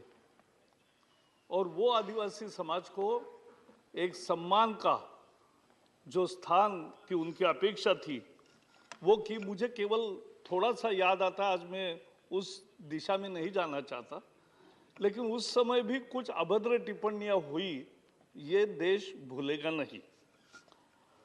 उनका संयुक्त अधिवेशन में जो भाषण हुआ वो जोशपूर्ण था, सारगर्भित था, मुद्दों से लैस था, देश के तरक्की की चर्चा थी, गरीब के उत्थान का मंत्र था.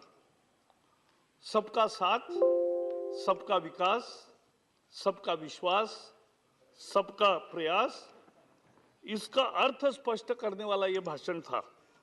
मैं उनके धन्यवाद प्रस्ताव का समर्थन करता हूं। पिछले 7 साल में क्या क्या पाया देश ने, सबको अभिमान होना चाहिए। हम 9 साल हो रहे, पूरे होंगे मई में, तो ये हम 10वें नंबर की अर्थव्यवस्था थे, 10th in the world economy. Now we are 5th। 7 साल में 5 स्टेप्स कदम आगे जाकर हम आए हैं, और उसमें एक निश्चित मुझे तो आनंद लगता है कि जिन्होंने हम पर 200 साल राज किया, उस ब्रिटेन को पछाड़कर हम 5वें स्थान पर आए हैं। ये भी एक महत्वपूर्ण बात है। 14 में हमें फ्रजाइल 5 कहते थे, आज टॉप 5 हो गया। आज दुनिया में इन्फ्लेशन 10% से 40-50% तक भी है, भारत में 6% से कम है।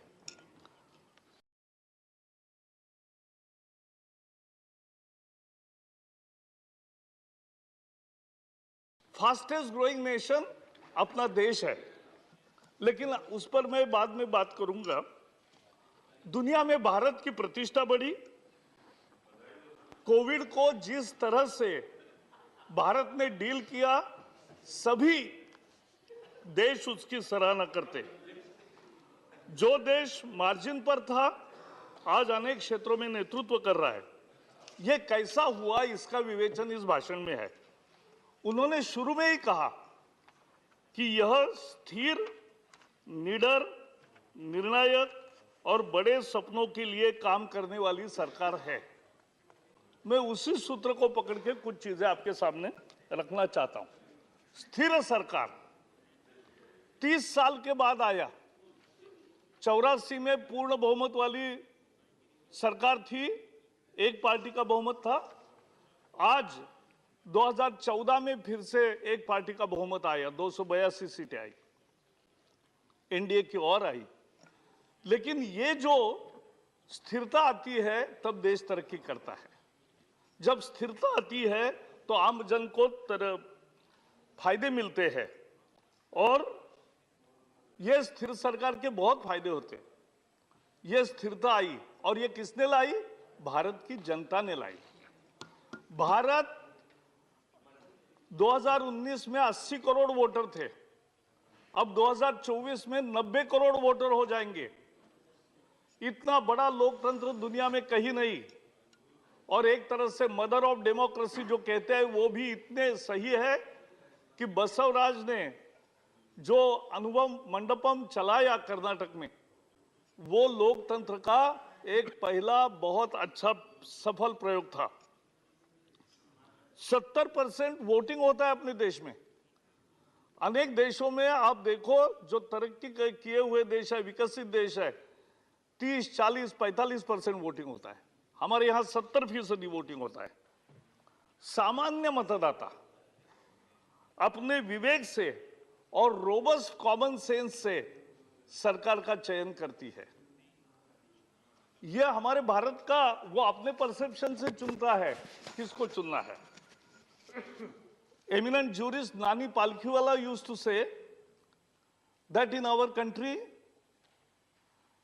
illiterate intelligence is more effective than educated incapacity. यह उनका अभिप्राय था उस समय, और वो आज हम देख रहे हैं। सामान्य जनता तय करती है। समाचार पत्र नहीं पढ़ा, वो भी वोट देता है। टीवी के पॉलिटिकल डिबेट्स नहीं देखा, वो भी वोट देता है।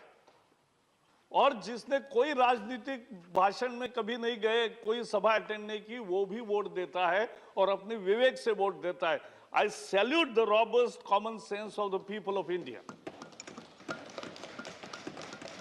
इस रोबस्ट कॉमन सेंस ने अनेक बार राज्य में और केंद्र में सत्ता बदली, ये भी हमने देखा। और अच्छा काम करोगे तो यही सामान्य जनता बार बार आपको अवसर देती है। ये भी हम देखा है और देखेंगे भी, क्योंकि बार बार मोदी सरकार। We should be proud of our vibrant democracy. 30 साल देश ने अस्थिरता का अनुभव किया, उसका वर्णन मैंने किया, बहुत नुकसान हुआ। मोदी राज्य के प्रमुख और देश के सरकार के प्रमुख लगातार 21 साल हो गए। 2001 में उन्होंने 7 दिसंबर को शपथ ली थी। 21 साल पूरे हो गए और 21 साल में हर बार उनको ज्यादा जन समर्थन मिला है और लगातार वो सत्ता में बने हैं। ये एक तरह से लोकतांत्रिक देश में विक्रम है। ये गरीबों का आशीर्वाद मिला। कभी तो सोचो कि क्यों गरीब उनको अपना मानते हैं, गरीब उनको वोट क्यों देते हैं? क्योंकि केवल देश के लिए काम, परिवार नहीं, स्वार्थ नहीं, भ्रष्टाचार नहीं, दिवाली भी सैनिकों के साथ बिताते हैं। तो ये 21 साल में एक दिन भी छुट्टी नहीं, एक दिन भी बीमार नहीं, ऐसा तो किसी ने कभी नहीं देखा। लेकिन लगातार देश के लिए काम करना, और इसलिए उनके लिए हमारे पार्टी में एक नारा है, nation first, party next, self last. लेकिन मोदी जी को मैं देखता हूं तो मुझे लगता है nation first, nation first, nation first, यही उनका तरीका है। मेहनत की राजनीति है, प्रतिभा की राजनीति है, दूरदृष्टि की राजनीति। दूसरा मंत्र अंत्योदय। अंत्योदय में गरीब, पीड़ित, वंचितों का विकास, उपकार नहीं, दया नहीं, केवल कल्याण नहीं, एम्पावरमेंट, सशक्तिकरण, अपने पैरों पर खड़े होकर आगे बढ़ने का अवसर, इसका नाम है एम्पावरमेंट। वर्णन किया लक्ष्मण जी ने कि कितनी सुविधाएं गरीब के घर में आई, पूरा सैचुरेशन, एक तरह से उसका बेसिक जीने के जो आवश्यक साधन है। और मैं एक एक उसका दूसरा ही रूप एक भी बताऊंगा। टॉयलेट हुए 12 करोड़। हम जब भी, आप सब लोग जब टूर को निकलते थे, प्रवास में जाते थे, तो हमेशा लोग पानी का लोटा लेकर जाने वाले लोग हम देखते थे। लेकिन अब नहीं दिखता है। और केवल इतना ही नहीं, यहां जो डॉक्टर बैठे हैं उनको भी पूछो, वो रेलवे स्टेशन पर जो गंदगी होती थी, जो शहर में गंदगी होती थी, उसके कारण, मैं वही बता रहा हूं, तो उसके कारण जो डायरिया से कितनी मौतें हर साल होती थी, क्योंकि पेट में इंफेक्शन जाता था। लेकिन अब ये स्वच्छता बढ़ने के बाद और टॉयलेट होने के बाद ये लगभग खत्म के कगार पर है और डायरिया की डेथ नहीं होती। आपके डॉक्टर मित्रों को पूछिए, ये मेरे साथ डॉक्टर बैठे ही है यार। तो हाँ, डॉक्टर भगवत करण डॉक्टर है, इज अ गुड सर्जन। पीछे भी डॉक्टर है, देखो भारती जी बहुत है। प्लीज आप माननीय सभी जावड़ेकर जी, पेशेंट का एड्रेस द इलाज चेयर। करने के लिए यहाँ बहुत डॉक्टर है। माननीय एक प्लीज मिनट, प्लीज मैं जरा आज कुछ विचार जावड़ेकर जी रखना एड्रेस चाहता करिए हूं। चेयर की तरफ। तो गैस, बिजली, नल का पानी इतनी आसान चीज नहीं है सर। हमने सबने देखा है कि कितनी दूर से महिला लाती थी पानी, अब घर में आएगा। मेरे घर में चौथी तक बिजली नहीं थी, बिजली आई, कितना आनंद आया। नहीं तो लालटेन में हम गुजारा करते थे, लालटेन में पढ़ाई करते थे, वो बदल गया। आयुष्मान योजना से कितनी जिंदगियां, 4 करोड़ लोगों को मुफ्त इलाज मिला है। एक नई चीज बताता हूं, आज तक रूरल एरिया में बीमा कोई लोग खरीदते नहीं थे। Nobody was taking purchasing policies, insurance policies, और नहीं उसका करते थे। लेकिन अब 24 करोड़ लोगों ने बीमा, जीवन ज्योति बीमा और सुरक्षा बीमा योजना, ये दोनों लिया है। Sir, I was serving with Bank of Maharashtra. राष्ट्रीयकरण के बाद हम तुरंत लगे थे, गरीब के लिए दरवाजे खुले, ऐसा उस समय बहुत कहा गया। लेकिन फाइनली क्या हुआ, 2014 में जब गिनती हुई तो 50 करोड़ लोग, 47 करोड़ लोग ऐसे थे जिनका अकाउंट नहीं था, और 47 महीने में 47 करोड़ जनधन खाते खुले। ये देश में हुई एक बड़ी क्रांति है, हम भूल नहीं सकते।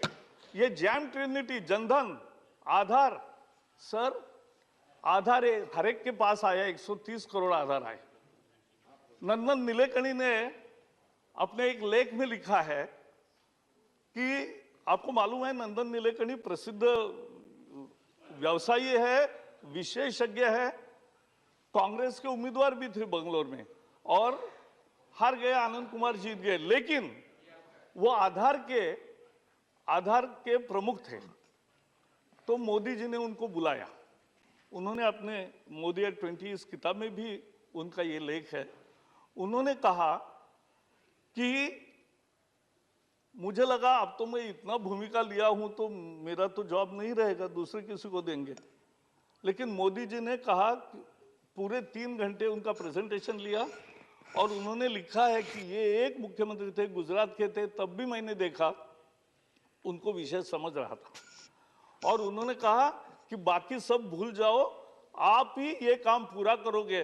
तब तक केवल 30 करोड़ आधार बांटते गए थे, उन्होंने कहा 130 करोड़ आधार बांटने तक आप ही काम करोगे, ये मेरा आशीर्वाद है। ये this is the difference of leadership.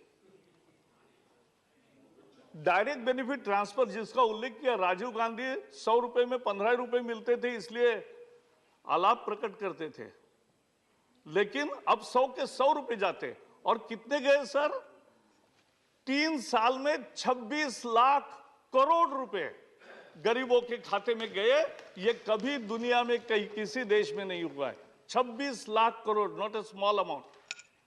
और उसमें विशेषता यह है कि अनेक लाभार्थियों के नाम झूठे थे, बोगस आइडेंटिटी कार्ड बनाना, बोगस ये सब अपनी एंट्री करना लाभार्थी में, ये पहले होता था।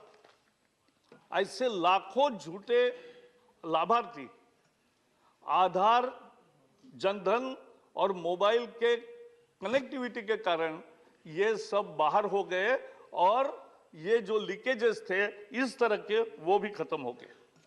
गरीब को कौशल चाहिए, नौकरी चाहिए, जिसका उल्लेख किया उन्होंने कि स्वनिधि योजना दी, मुद्रा योजना का मैं बताऊंगा ही, और शिक्षा मिले, शिक्षा अच्छी मिले। जो नई नेशनल एजुकेशन पॉलिसी आई है वो समझने जैसी है।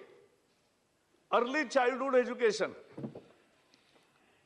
3रे उम्र से लेकर 8वीं उम्र तक उसका पूरा विकास हो, कॉग्निटिव स्किल्स का, क्रिटिकल थिंकिंग का, भाषा का, ये उसके लिए है। उसमें परीक्षा नहीं है, इम्तिहान नहीं है, पुस्तक नहीं है, किताब नहीं, कुछ नहीं।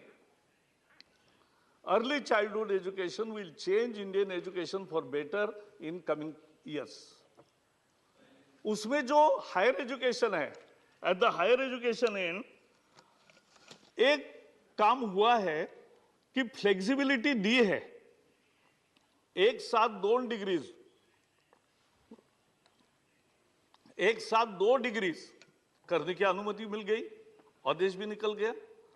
उसके बाद उन्होंने फ्लेक्सिबिलिटी में आपके जो मार्क्स है, 1 ईयर काम किया, 1 साल घर में मदद करने की जरूरत है, आप छुट्टी ले सकते हैं, 3रे वर्ष में, 2रे साल में जो आना है वो आ सकते हैं।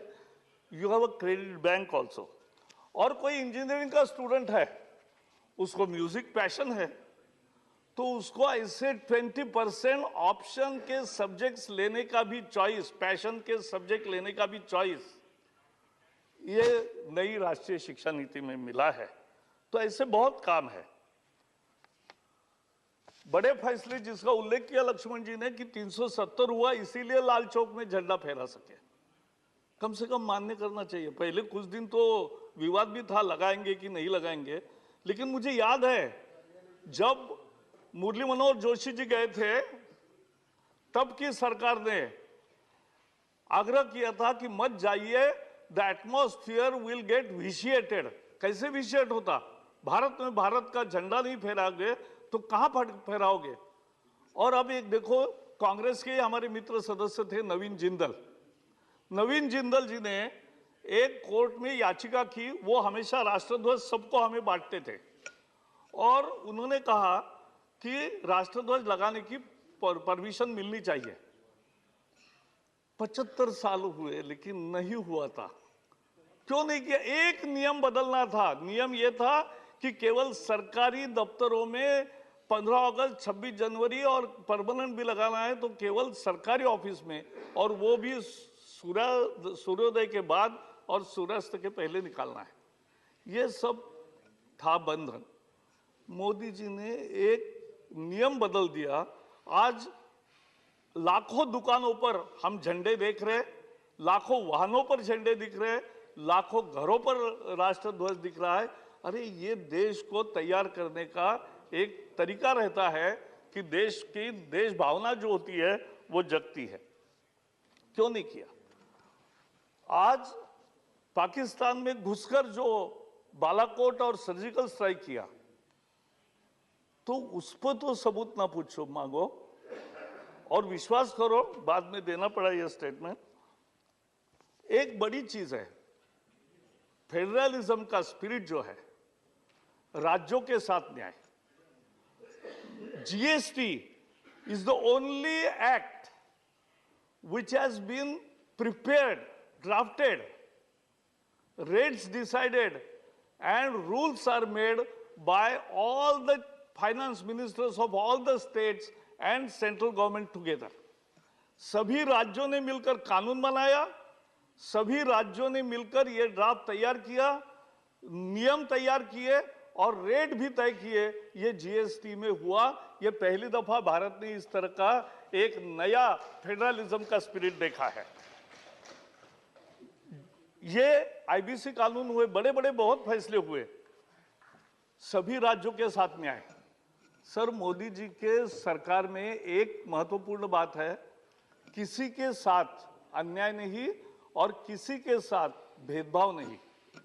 समझो घर देना है, गैस देना है, कोई भी बेनिफिट देना है, मुद्रा के लोन देने हैं या कोई इकोनॉमिक बेनिफिट देना है, ना हिंदू मुसलमान ना कोई ऐसा देखा जाता, ना रिलीजन, ना सेक्स, ना स्टेट, ना कुछ। मैं अभी बहुत बार केरल में जाता हूं तो केरल में मैंने देखा, लेकिन ब्रिटास, मैं केरल का पूरा नहीं बता रहा हूं, बहुत सच तो बाद में बताएंगे, वही बताएंगे, यहां क्यों बताएंगे? केरल की लड़ाई केरल में करेंगे। लेकिन दो चीजें बताऊंगा। 70,000 करोड़ रुपए केरल को सेंट्रल असिस्टेंस, डिवोल्यूशन और other schemes and central schemes का 2009 और 2014 5 साल में 70,000 करोड़ मिले। 2017 से 2022 तक 5 साल में 2,30,000 करोड़ मिले। मैं क्यों बता रहा हूं? केरल में हमारा एक भी एमएलए नहीं, केरल में हमारा एक भी एमपी नहीं, लेकिन किसी राज्य के साथ इस कारण भेदभाव नहीं। सबको न्याय, सबको जो देना है वो दे। लेकिन अपनी सदस्य है पीटी उषा, वो देश का नाम, पहली हमारी रनर है और पहली हमारी गोल्ड मेडलिस्ट है, लेकिन उसकी जो एकेडमी है, जो एकेडमी देश में नई महिला खिलाड़ी तैयार करती है सालों से, उसको भी वहां कब्जा कर लिया। और वहां भी उसका कब्जा करके हॉस्टल है, वहां लड़कियां रहती है, लेकिन वो भी हथियाने की कोशिश होती है। मुझे विश्वास है कि केरल की सरकार भी ध्यान देगी। मैंने कल जॉन ब्रिटास को भी बोला है कि ये ठीक करने की जरूरत है, तुरंत करें। सर, तीसरा मंत्र है सुशासन। मैं कुछ नई चीजें केवल आपके जानकारी में दे रहा हूं, मालूम होगी आपको बहुत सारी, लेकिन कुछ नया होगा इंफॉर्मेशन। एक प्रगति करके कार्यक्रम मोदी जी ने चलाया। क्या है प्रगति? देश में अनेक प्रोजेक्ट्स, इरिगेशन के, रेलवे के, एयरपोर्ट के, सड़कों के, बाकी अनेक इंफ्रास्ट्रक्चर डेवलपमेंट के मूलतः वो 50% काम हो गया, 60% हो गया, 70% हो गया, खर्चा हो गया, लेकिन छोटी कोई दिक्कत है इसलिए वो पूरा नहीं हुआ, उसका बेनिफिट नहीं मिला। आप सर झारखंड और ये दोनों को जानते हैं, कुटकू डैम पर मैं गया था। कुटकू डैम कैसे सारा तैयार, लेकिन दरवाजे नहीं लगाए इसलिए रुका था। तो ऐसे प्रोजेक्ट्स का उन्होंने मंथली रिव्यू लेना शुरू किया।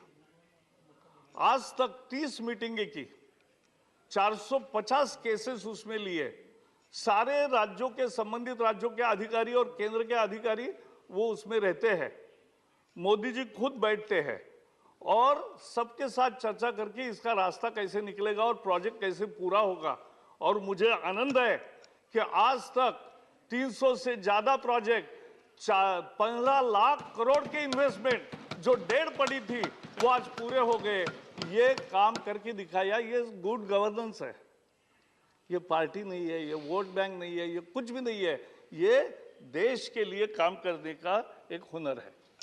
एलईडी बल्ब्स, आज सब जगह हम देखते हैं एलईडी बल्ब्स है। इसकी कीमत 9 वैट के बल्ब की हो 300 रुपए थी 2014 में, 300 रुपए, इसलिए लोग नहीं लगा रहे थे। उससे ज्यादा 50 रुपए की ट्यूब अच्छी है।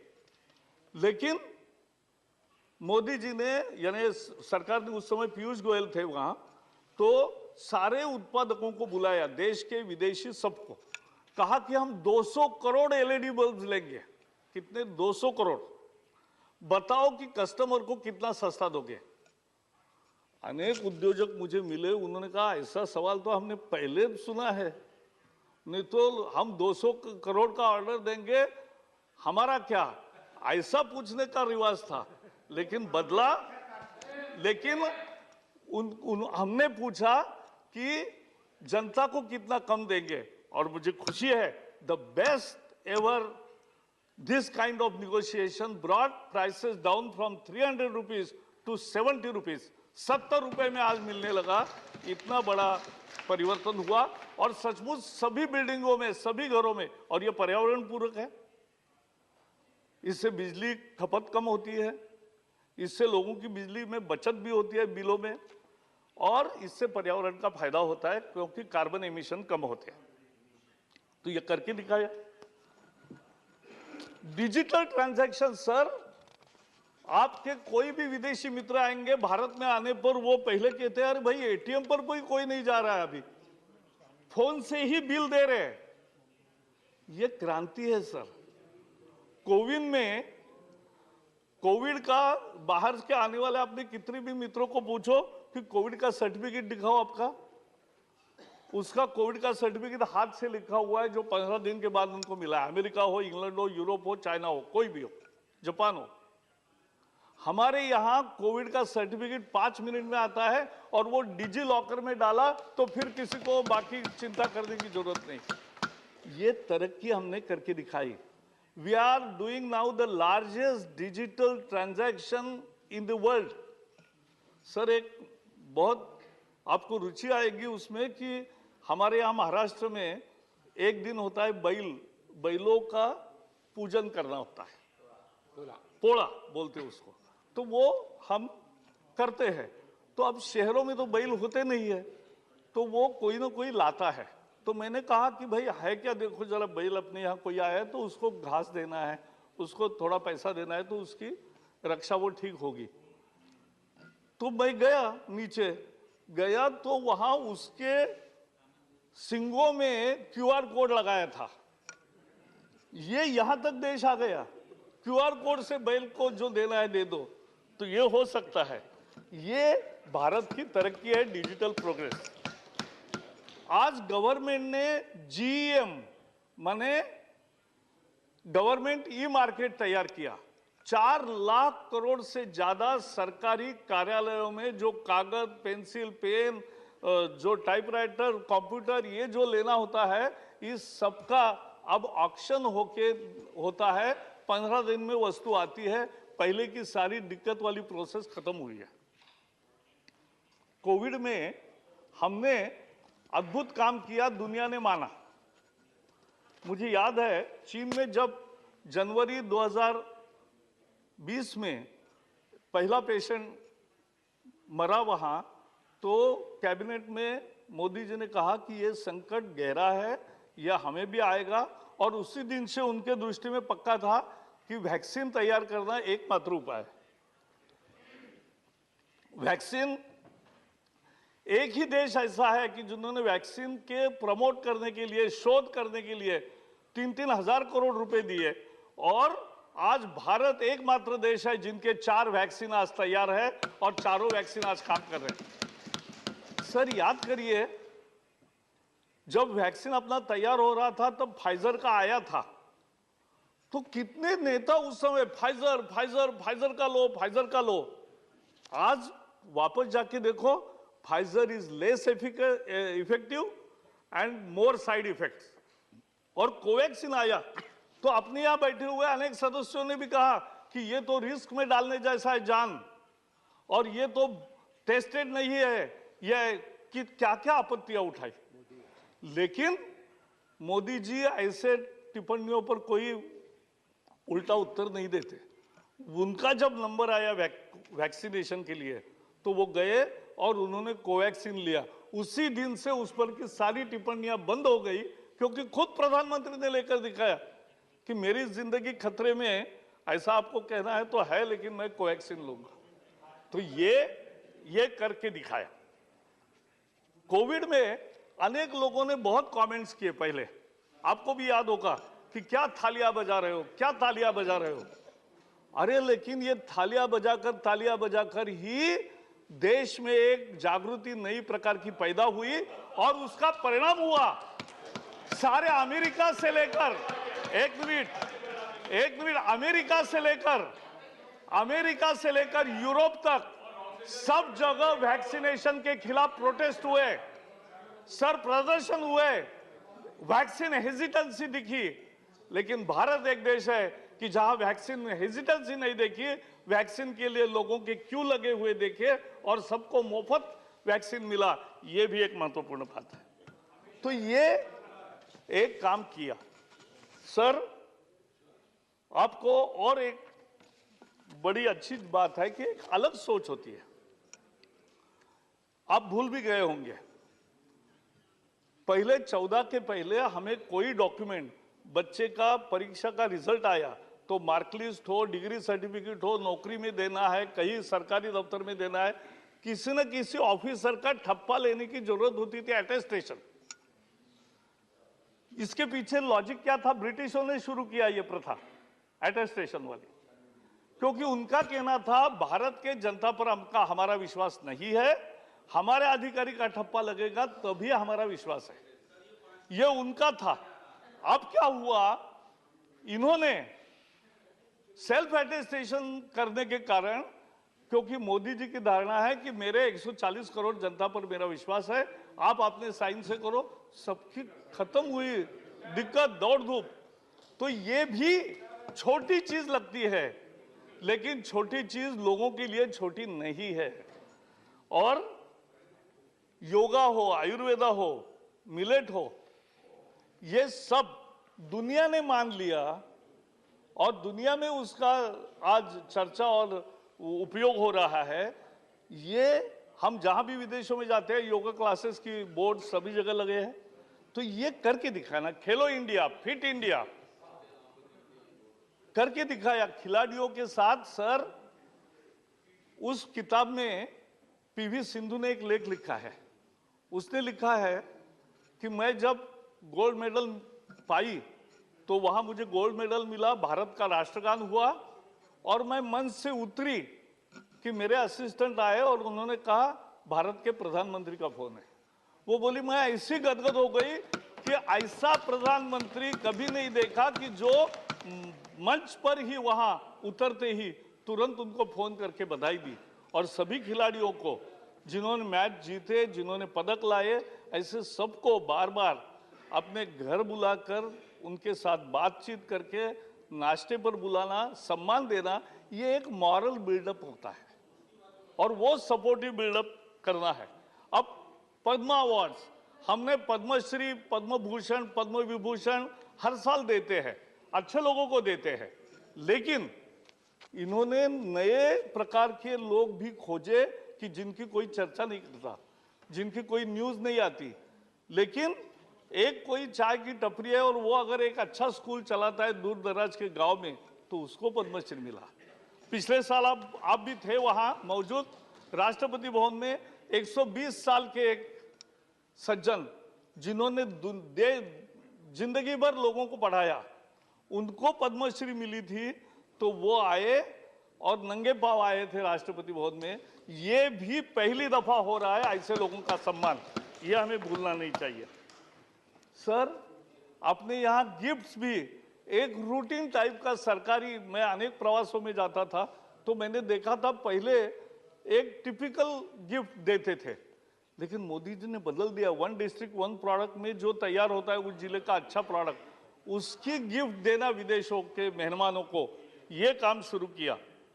आज एक छोटी चीज है, आगे लोग कहेंगे कि ये क्या बात बता रहे हैं, लेकिन ये इंपॉर्टेंट है। सर, भारत के अनेक आर्टिफैक्ट्स चोरी हुए थे, केवल पिछले 70 साल में 50-100 वापस आए थे, लेकिन मोदी जी ने प्रयास करके आज 500 से ज्यादा ऐसे दुर्मिल आर्टिफैक्ट परत आए हैं, वापस आए हैं, और वो यहाँ है। सर, वो भी आएगा सर, मैडम, वो भी आएगा और वो आपको भी देखने को मिलेगा। आप वही बैठो, आपको देखने को मिलेगा।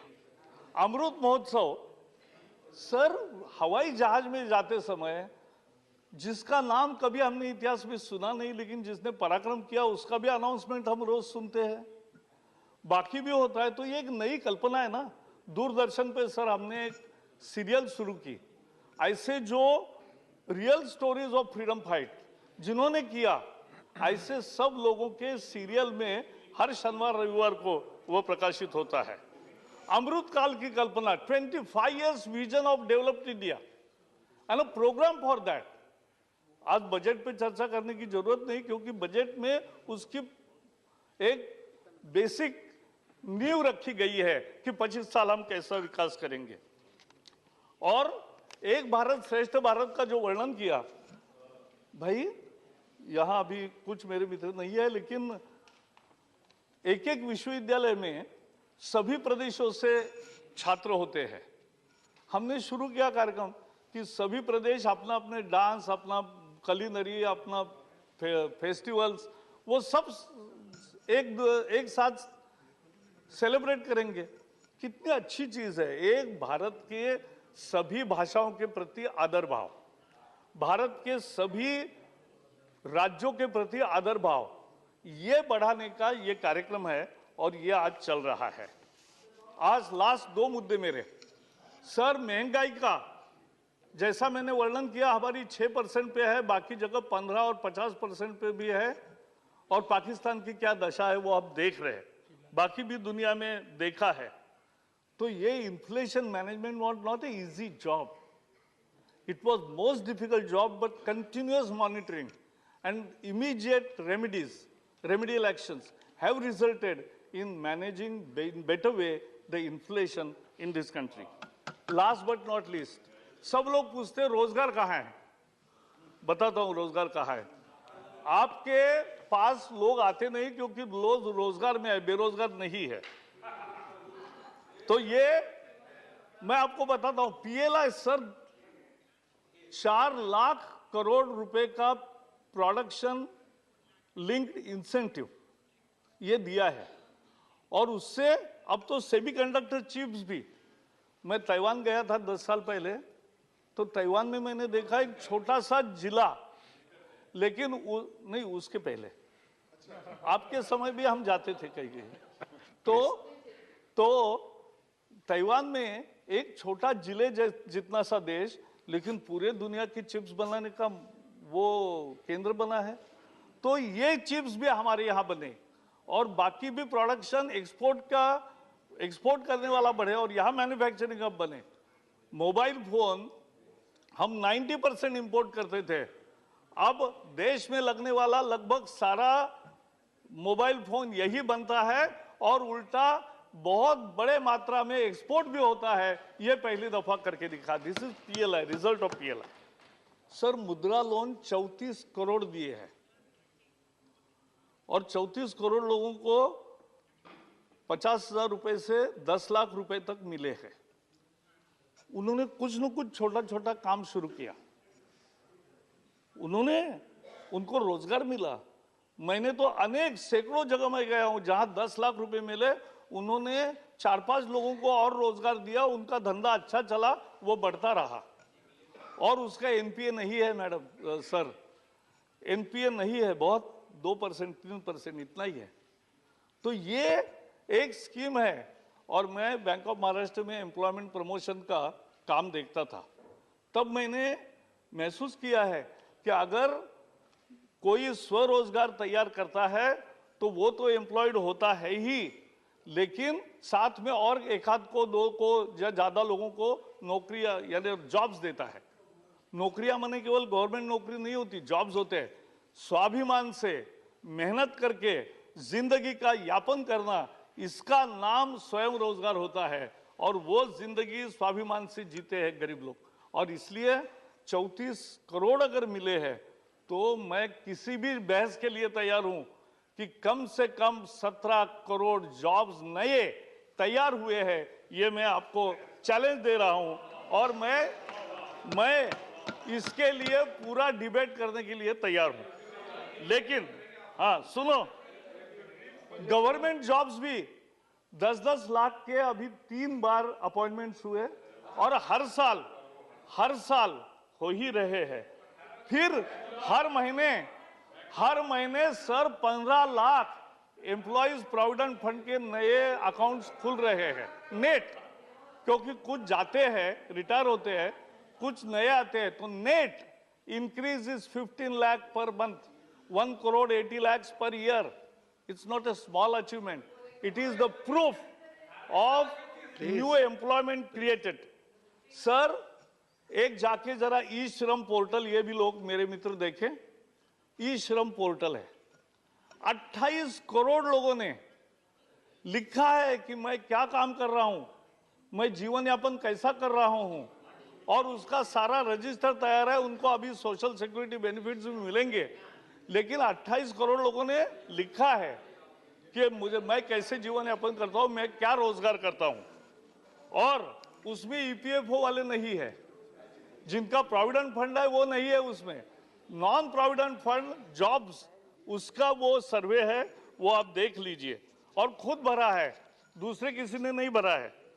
Startup India, sir startup India 2014 में 4-5 हजार थे, आज 80,000 स्टार्टअप है और लाखों लोगों को वो रोजगार दे रहे हैं, नए आइडियाज है, दुनिया में एक्सपोर्ट कर रहे हैं। Stand up India, sir schedule caste, schedule tribe और विमेन एंटरप्रेन्योर्स को 1 करोड़ तक का कर्जा 3% ब्याज पर विदाउट एनी कोलैटरल गारंटी ये दी जाती है स्टैंड अप में।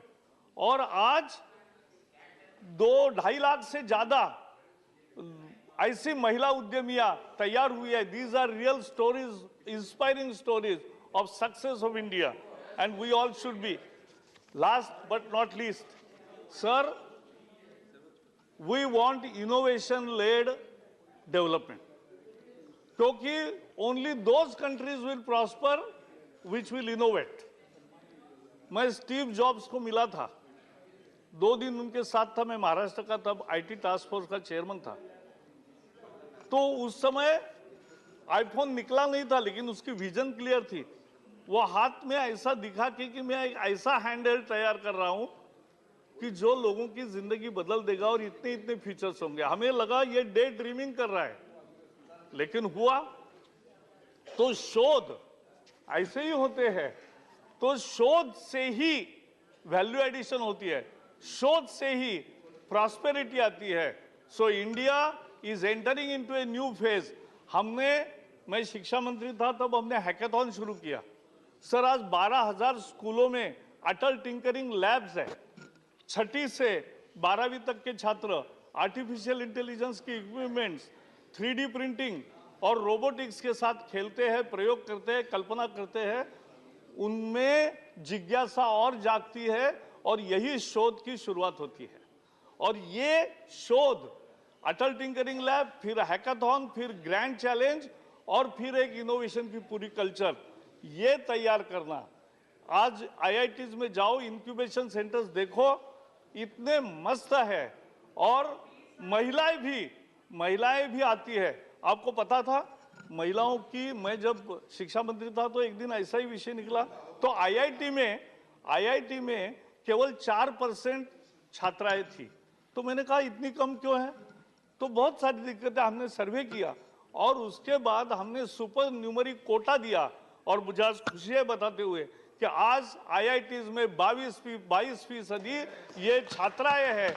ये करके दिखाया। सर, ये कहानी किए हुए काम की है, देश के लिए समर्पण की है, देश का भविष्य उज्जवल करने की है और सबका साथ लेकर आगे चलने की है। बहुत बहुत धन्यवाद। Please, माननीय सदस्यगण, the motion that has been moved and seconded is that an address be presented to the President in the following terms: that the members of the Rajya Sabha assembled in this session are deeply grateful to the President for the address which she has been pleased to deliver to both houses of Parliament assembled together on January 31st, 2023. Now, there are 119 amendments to the motion which may be moved at this stage. Amendment number 1 by Sri A. Rahim, Sri Elamaram Karim, Sri Vikas Ranjan Bhattacharya, Sri John Britas, Dr. Kanni Moji, and V.N. Somu. Are you moving? Sri Mani A.M. Rahim, moving. So amendment moved. Amendment number 2 to 7 by Honorable Sri A. Rahim, Sri Elamaram Karim, Sri Vikas Ranjan Bhattacharya. Are you moving? Yeah, moving. All of us. No, same. Yes, moved. Amendment number 8 to 17, Sri Ramnath Thakur ji, आप move कर रहे हैं? Moved. Amendment numbers 18 to 23 by Sri Raghav Chaddha, माननीय Raghav Chaddha, not moved. Absent. Amendment number 24, Sri Raghav Chaddha. Dr. Ashok Kumar Mittal, not present. Both absent. Not moved. Amendment numbers 25 to 32, Dr. Ashok Kumar Mittal. Absent. Amendments number 33 to 37 by Dr. John Britas. Absent. Amendment numbers 38 to 44, Srimati J.B. Mathir Hisam. Are you moving? Moved. Please. Amendments number 45 to 54, Honorable Sri M. Shanmugam. Honorable Sri M. Shanmugam, are you moving? Moved. Moved. Amendment number 55, Sri Abdul Wahab, Mani Abdul Wahab ji, absent. Lobby se move nahi hota. Amendments number 56 to 65, Honorable Sri Santosh Kumar P, moved. Amendments number 66 to 73, Honorable Sri Trichu Siva, moved.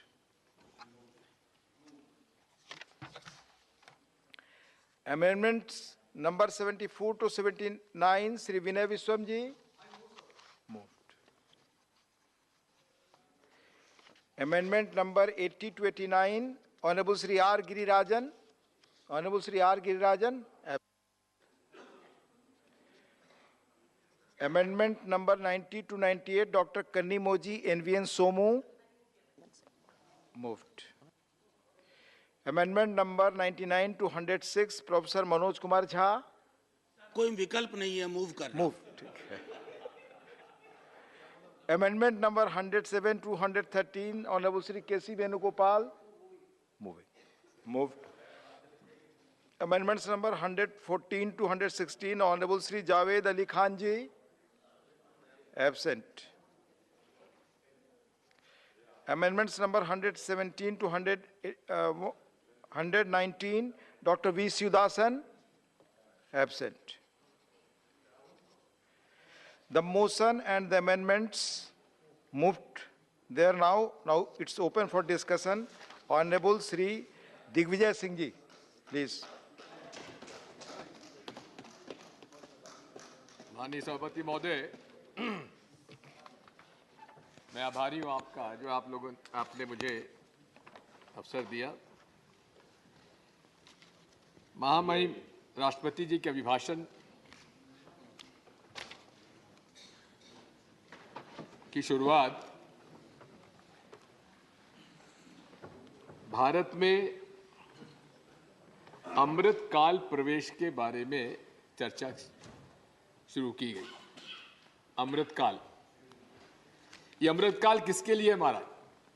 माननीय सभापति महोदय, ये अमृत काल उन लोगों के लिए है जो पहले से अमृत पी रहे हैं, जो पहले से इस देश की जो संपत्ति है उसमें केवल 21 लोगों के पास 70 करोड़ लोगों की जो संपत्ति के बराबर उनकी संपत्ति है। ये अमृतकाल उनके लिए है,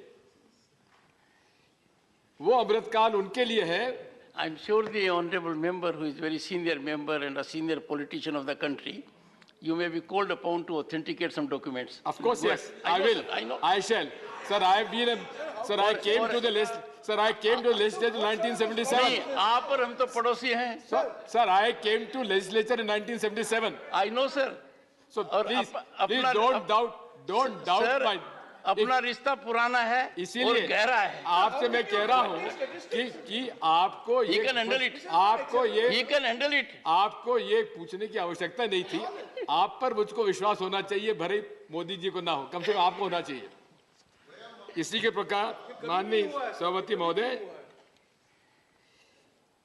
121% ग्रोथ हुई है कोविड के समय में, किनकी अमृत काल का जो फायदा उठा रहे हैं उन लोगों को हुआ है।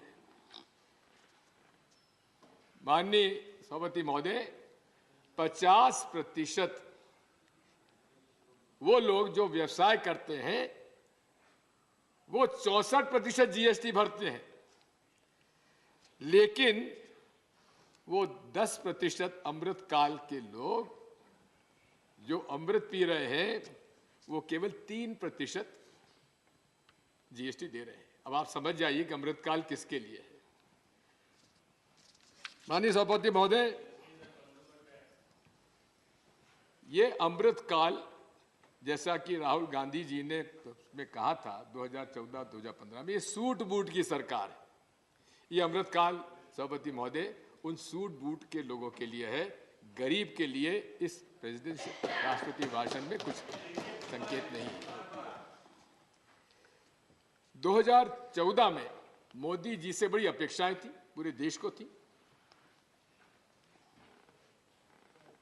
40 वादे किए गए, अनेक वादे किए गए, पूरे नहीं हुए।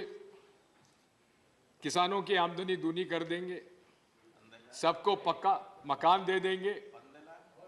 अब 15 लाख की तो जुमला खुद अमित शाह जी कह चुके, तो मुझे अब कहने की जरूरत नहीं है। माननीय सभापति महोदय,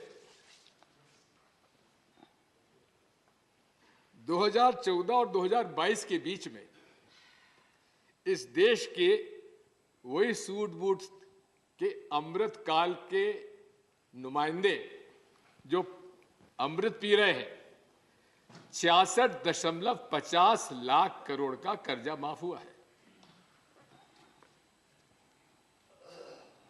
माननीय अडानी जी के बारे में बहुत कुछ कहा जा रहा है आजकल। ट्रेंडिंग अडानी हो रहे हैं। 84,000 करोड़ का तो कर्जा उनका भी माफ हुआ। लेकिन जो विष पी रहे हैं उनमें से किसानों का कोई कर्जा माफ नहीं हुआ, गरीबों का कर्जा माफ नहीं हुआ, यहां तक कि मुद्रा की अब एक बात करते हैं, मुद्रा के हितग्राहियों का भी 1 पैसा भी कर्जा माफ नहीं हुआ। अब इस अमृत पीने वालों में और कौन लोग हैं? क्रॉप इंश्योरेंस स्कीम के प्राइवेटाइजेशन में, प्रधानमंत्री फसल योजना में प्रीमियम कितना लिया गया? 1,26,000 करोड़ प्रीमियम कलेक्ट किया गया और रिलीफ कितना गया? 87,320, यानी कि 40,000 करोड़ विष पीने वालों के जेब से निकालकर अमृत पीने वालों की जेब में पहुंच गया।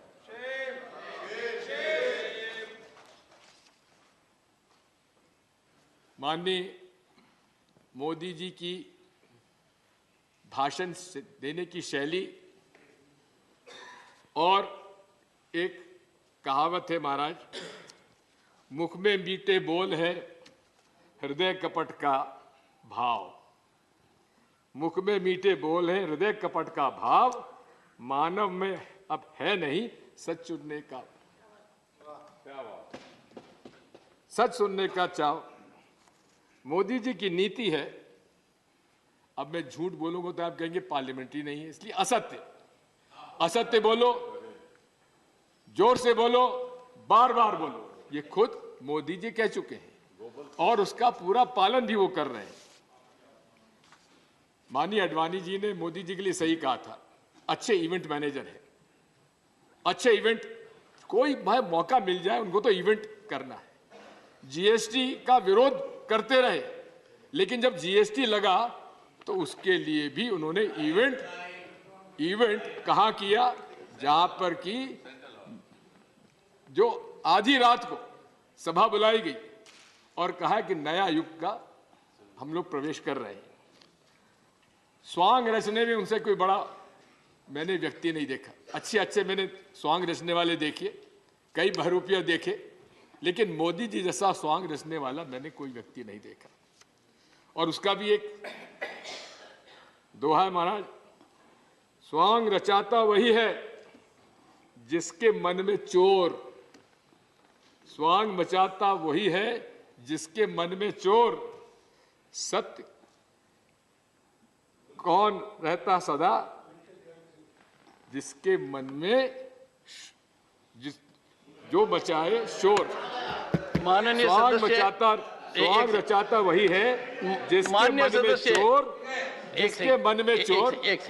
माननीय सदस्य को जानकारी देना चाहता हूं कि स्वांग खासतौर हरियाणा में एक बहुत महत्वपूर्ण कला है, इसीलिए और इसीलिए मैं कह रहा हूं, और उसमें कर रहा हूं माननीय सदस्य, उसमें वो कुछ नहीं है जो आप बता रहे हैं जी। मैं इसलिए कह रहा हूं कि सुनिए माननीय सदस्य, स्वांग रचाता वही है जिसके मन में चोर, सत्य कौन रहता सदा। Honourable member, Modi Bhajpa honourable member, first, sir, you are, sir. If I don't yield, then sir, he's not yielding, sir. I'm sure you should know it. Let me make it very clear. Let me make it very clear to Dr. Jairam Ramesh that he must read the rules.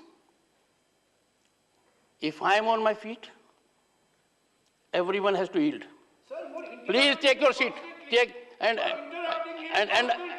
I can tell you, he is one of the very senior politicians of the country. He does not need anybody's support. This is my suggestion. One second. Sir, I'll tell you my difficulty. One second. Sir, my difficulty. I was there at Surajkund Mela. We had several diplomats. All the SCO countries were there. There were 40 countries. And I reflected on Swang. And I gave all its virtues. Now this virtue, which you seem to have innovated, escaped my attention. This is what I was saying. Sir, I compliment you. Go ahead. If you are a bigger swag rachata than Modi ji, my compliments to you, sir. Sir.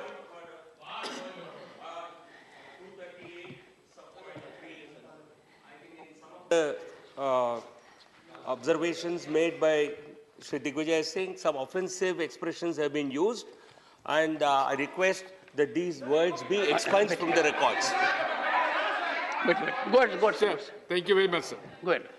Sir मैं आपसे अनुरोध करता हूं ये राज्यसभा के rules में 267 हटा दीजिए। काहे के लिए आप रखते हैं जब आपको लेना ही नहीं है तो इसके रूल की आवश्यकता क्या है? हिडनबर्ग रिपोर्ट, जितनी बड़ी रिपोर्ट के जो मुद्दे सामने आए हैं आज विश्व में उसकी चर्चा हो रही है, लेकिन हम चर्चा नहीं कर सकते, हम उन मुद्दों को नहीं उठा सकते। कहां उठाएंगे? अगर सदन में नहीं उठाएंगे माननीय सभापति महोदय कहां उठाएंगे? 267 में रूल्स में हमने मांग की, कई सदस्यों ने मांग की, लगातार 4 दिन तक माननीय सभापति महोदय सदन नहीं चल पाया। आखिर क्यों नहीं चल पाया? जेपीसी की मांग थी। क्या जेपीसी पहली बार मांग कर रहे थे हम लोग? मैं आपको बताना चाहता हूं 7 बार जेपीसी अलग अलग विषय पर चर्चा हुई है, और ऐसी शेयर बाजार के घोटालों के मामले में, हर्षद मेहता के घोटाले में क्या जेपीसी की चर्चा नहीं हुई? क्या केतन पारेख के मामले में जेपीसी की चर्चा नहीं हुई? फिर सभापति महोदय जेपीसी में को नहीं दी गई, क्या आपत्ति थी? हमारी मांग में ऐसी क्या खराबी थी कि जेपीसी का आपने स्वीकार नहीं करने दिया? आज भी मौका है, प्रधानमंत्री जी जवाब देंगे। अगर उनमें साहस है, मुझे उम्मीद नहीं है कि उनमें साहस है, क्योंकि कुछ नस ऐसी दबी हुई है माननीय सभापति महोदय कि वो साहस नहीं दिखाएंगे। आप नेता की बात करते हैं, नीति की बात करते हैं, नियत की बात करते हैं। माननीय सदस्य महोदय, मोदी जी दिखते बड़े शक्तिशाली हैं, लेकिन अंदर से क्या है गुजरात वाले जानते हैं और हम लोग जानते हैं। अगर उनमें साहस है तो जेपीसी अनाउंस करें और हम लोग उसका स्वागत करेंगे। दूध का दूध, पानी का पानी होने दीजिए, क्यों डरते हैं आप? माननीय सदस्य, आपने एक प्रश्न उठाया कि रूल 267 के तहत आई एम नॉट कास्टिंग नहीं आपने sir, I am not casting aspersion. I am responding for a simple reason that the honorable member has in specific terms indicated about my ruling under Rule 267. Take your seat. Take your seat. 267. That ruling, honorable member, is very categorical. Not a single. No, take it. Sir, take it. Honorable member may be informed. All my rulings on Rule 267, to which you have indulgently made a reference, carry a rationale. And notices were not accepted for a simple premise indicated in this House that the notices were not in order. As a matter of fact, the honorable members who gave notice deprived me the opportunity of going to the text of it, because the honorable members, in spite of my categorical ruling, did not fulfill the requirements that were essential to Rule 267. Therefore, one second. Therefore, the suggestion of the honorable member that this rule should not be in the rule book perhaps needs reconsideration. Sir, I appreciate your sensitivity on this issue, because Dr. Keshav Rao had mentioned in his letter to you, sir. One second, sir. Go ahead, sir. That kindly tell us where we have gone wrong. I would request you, sir, on behalf of the members, kindly frame a format on which Rule 267 has to be presented. We'll do it. Honorable member, sir, on 3 occasions. Sir, you are extremely wise person. Honorable member has raised a good issue. Honorable member has raised a very good issue, a pertinent issue that they must know. You will be surprised, sir. If the honorable member was to go through the debates, I have on 3 occasions indicated 4 steps that are essential. If you would want, I can indicate right now. And for the benefit of members, I have done it in the chamber and in the house. Mr. Shiva was there, so leave it that. Sir, extremely kind. Sir, Don't use this language. Sir, extremely kind of you. Chair never interrupts. Sir, I neither have to reply nor I interrupt. okay, sir. I'm sure you should be aware of it. On that. Okay. No, you should be aware of it. Let me come on the issue why Joint Parliamentary Committee is essential.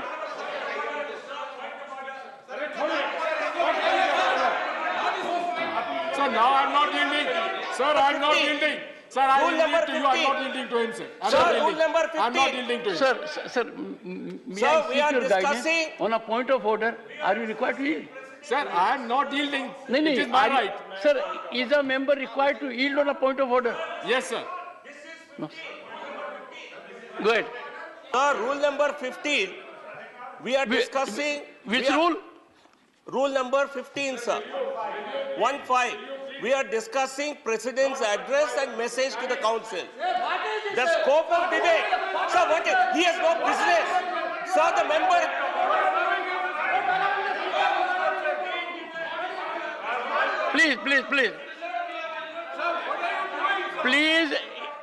Please hear the honorable member in silence. Observe silence, hear the honorable member in silence. Please. Go ahead, sir. Take your seat. Point of order, sir. Sit there. Let him speak.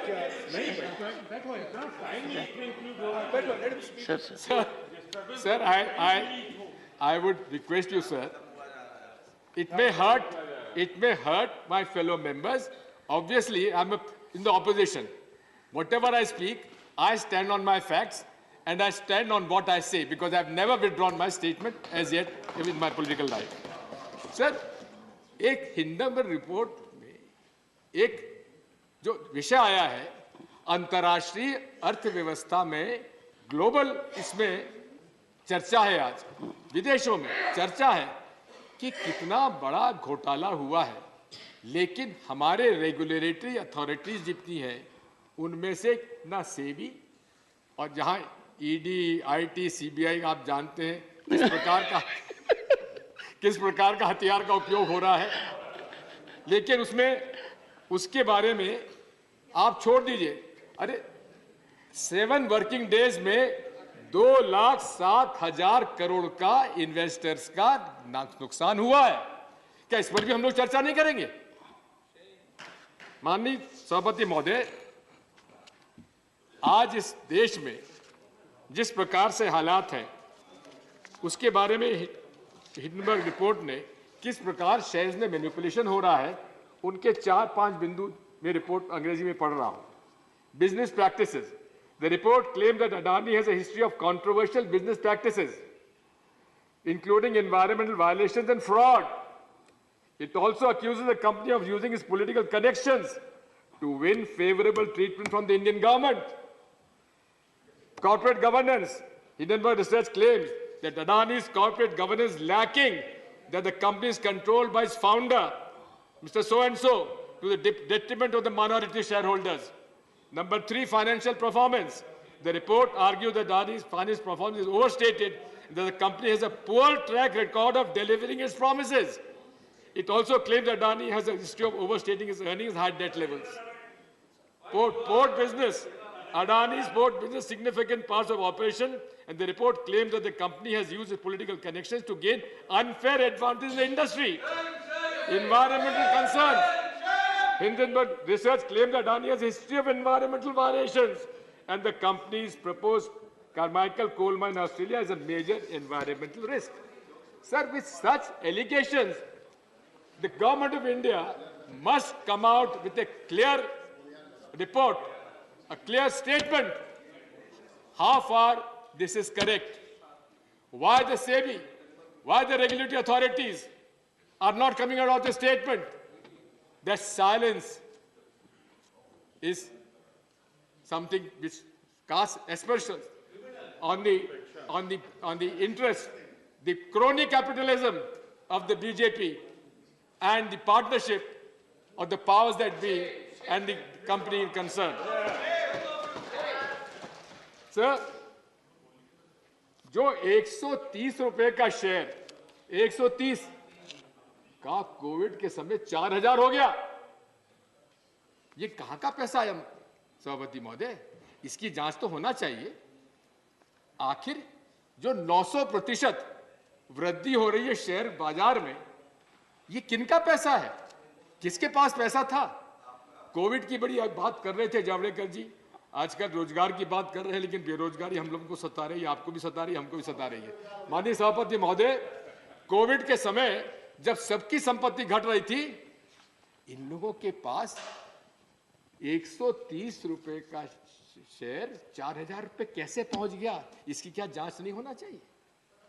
माननीय सभापति महोदय, इसमें किसका पैसा आया, कहां से आया, कब आया, इसकी जांच तो होना चाहिए नहीं होना चाहिए? और फिर जो निकला तो किसका निकला, कैसे निकला, कौन कौन का निकला, इसकी जांच तो होना चाहिए नहीं होना चाहिए? आप भी सभापति महोदय बहुत वरिष्ठ है, अच्छे वकील हैं, माने वकील हैं, आपको तो कम से कम हमारी पैरवी करना चाहिए। आपकी पहुंच प्रधानमंत्री जी तक हमारी नहीं है, हम मिलना भी नहीं चाहेंगे, हमको उनसे उम्मीद भी नहीं है हमको, लेकिन आप तो कम से कम उनको समझाइश दीजिए कि उनको नड्डा जी विराजमान है। नड्डा जी, आप तो अध्यक्ष हैं भाजपा के, आप क्यों नहीं बात करते? अरे क्या ऐसी कौन सी बात बिगड़ जाएगी मोदी जी की, इस सरकार की, जिसमें जेपीसी में तथ्य सामने आ जाएंगे? क्यों छुपा रहे तथ्यों को आप लोग? इसी के साथ साथ 7 वर्किंग डेज में लगभग 100 से 120 बिलियन डॉलर्स का घाटा हुआ है कंपनी को। इस मामले में बैंक क्रेडिट स्विस ने मना कर दिया कि हम आपकी मान्यता नहीं देते, ना आपको बॉन्ड को मान्यता देते। अंतर्राष्ट्रीय क्षेत्र की में माननीय मोदी जी बड़े संवेदनशील हैं, उनकी इमेज अंतर्राष्ट्रीय क्षेत्र में नहीं बिगड़ना चाहिए। हमको भी चिंता है, उनको चिंता है ही। हम चाहते हैं कि उनके अंतर्राष्ट्रीय शिखर पर वे सर्वोच्च पद पर पहुंचे, लेकिन इसमें रिपोर्ट में जो आ गई है उनको बदनामी कराई है, पूरे देश का सवाल है, देश की अर्थव्यवस्था का सवाल है। इसकी जांच में क्या दिक्कत है? जांच होना चाहिए, दूध का दूध पानी का पानी होना चाहिए। आगे मैं बताना चाहता हूं, अमेरिकी शेयर बाजार में डॉ जोन्स ने सस्टेनेबल इंडेक्स से अडानी जी की कंपनी को हटा दिया। अब बताइए कि मोदी जी जब जाएंगे विदेश, जाते रहते हैं, जब बड़े बड़े उद्योगपतियों से चर्चा करेंगे तो क्या ये बात सामने नहीं आएगी कि भाई आपके देश में हो क्या रहा है? फिर आगे माननीय सभापति महोदय, इसी के साथ साथ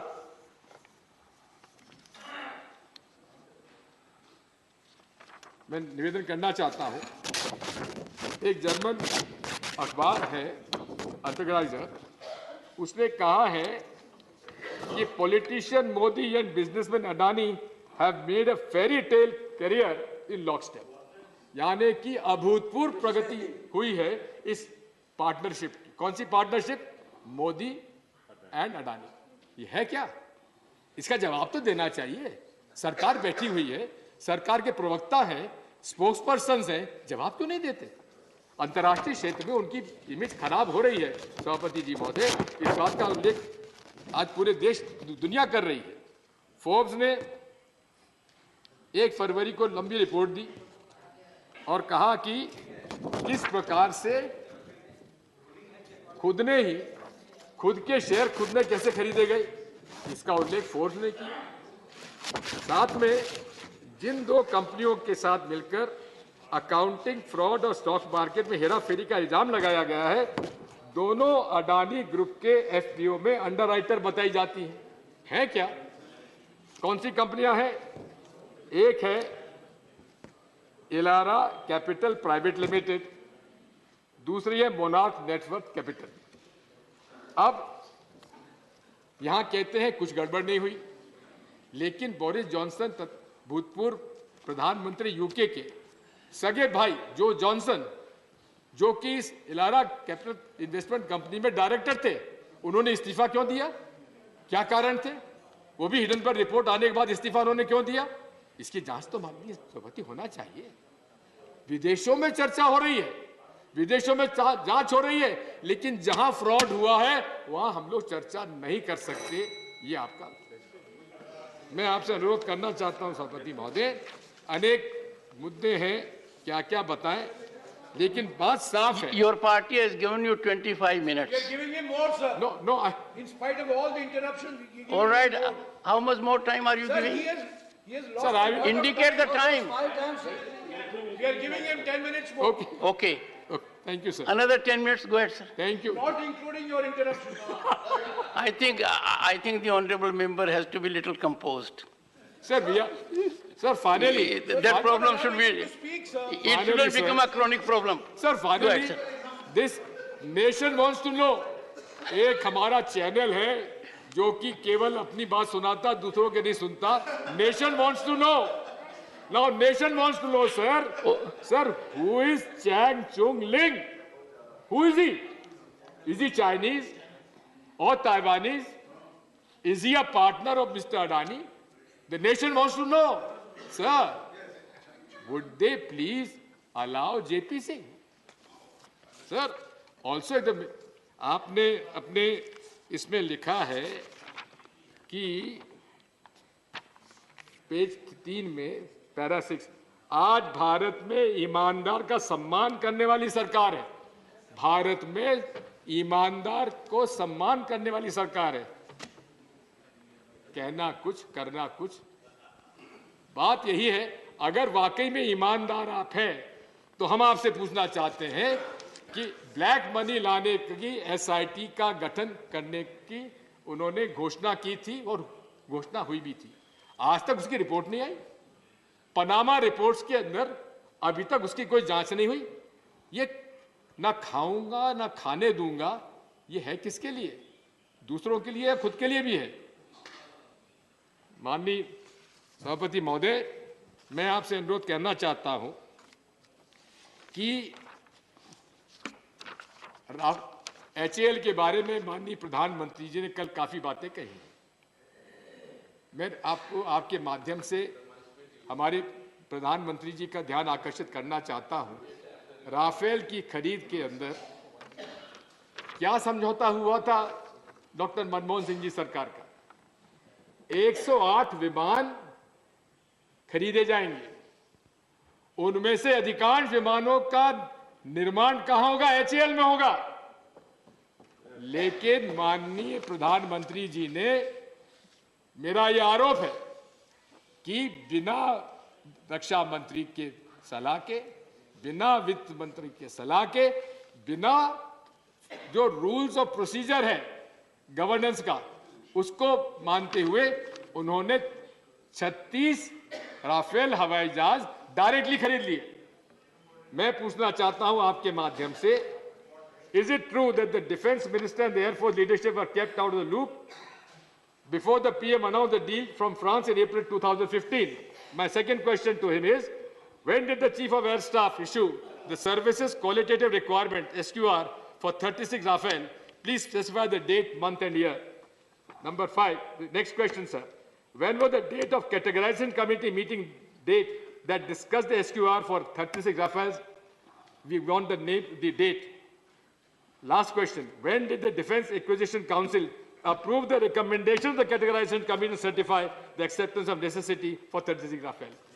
ये राष्ट्र के सुरक्षा का प्रश्न है और सुरक्षा के प्रश्न में भ्रष्टाचार का आरोप है। मैं खुद नहीं कह रहा हूं, आप ही के माननीय भूतपूर्व संसद सदस्य सुब्रमण्यम स्वामी जी ने इस बात पर प्रश्न चिन्ह लगाया था। क्या राफेल के बारे में भी आप लोग हमें नहीं बताएंगे? ये पूरे जो भ्रष्टाचार का एक वातावरण बन गया है, अमृत पीने वालों का जो क्रोनिक कैपिटलिज्म आज इस देश में पनप रहा है, हमको उसके बारे में चर्चा तो करने दीजिए। सभापति, इतना न्याय तो करिए महाराज। 2-3 बातें मैं इसके बारे में और कहना चाहता हूं। SC ST की बड़ी बात हुई है, लेकिन ट्राइबल सब प्लान समाप्त, SC कंपोनेंट प्लान समाप्त, और आप कहते हैं ST हमने राष्ट्रपति बना दिए। कोविंद साहब शेड्यूल कास्ट से थे, महामहिम। कौन सा ऐसा कदम उठाया गया दलितों के लिए जिसकी वजह से कोविंद साहब को पहचाना जाए? और ऐसा कौन सा कदम हमारी बहन जी ने उठाया, महामहिम राष्ट्रपति जी ने, जिसके बारे में हम कहें क्या पैसा कानून लागू हो गया? क्या ट्राइबल सब प्लान वापस आ जाएगा? हम उनसे जानना चाहते हैं। और तो छोड़ दीजिए। I think the honorable member has made a reflection. He needs to revisit. The reflection is कि महामहिम राष्ट्रपति ने ऐसा कौन सा काम किया है? नहीं, sorry, I take my words back. I got it. Sir, I withdraw. I withdraw. Sir, I appeal to her. Sir, I appeal to her.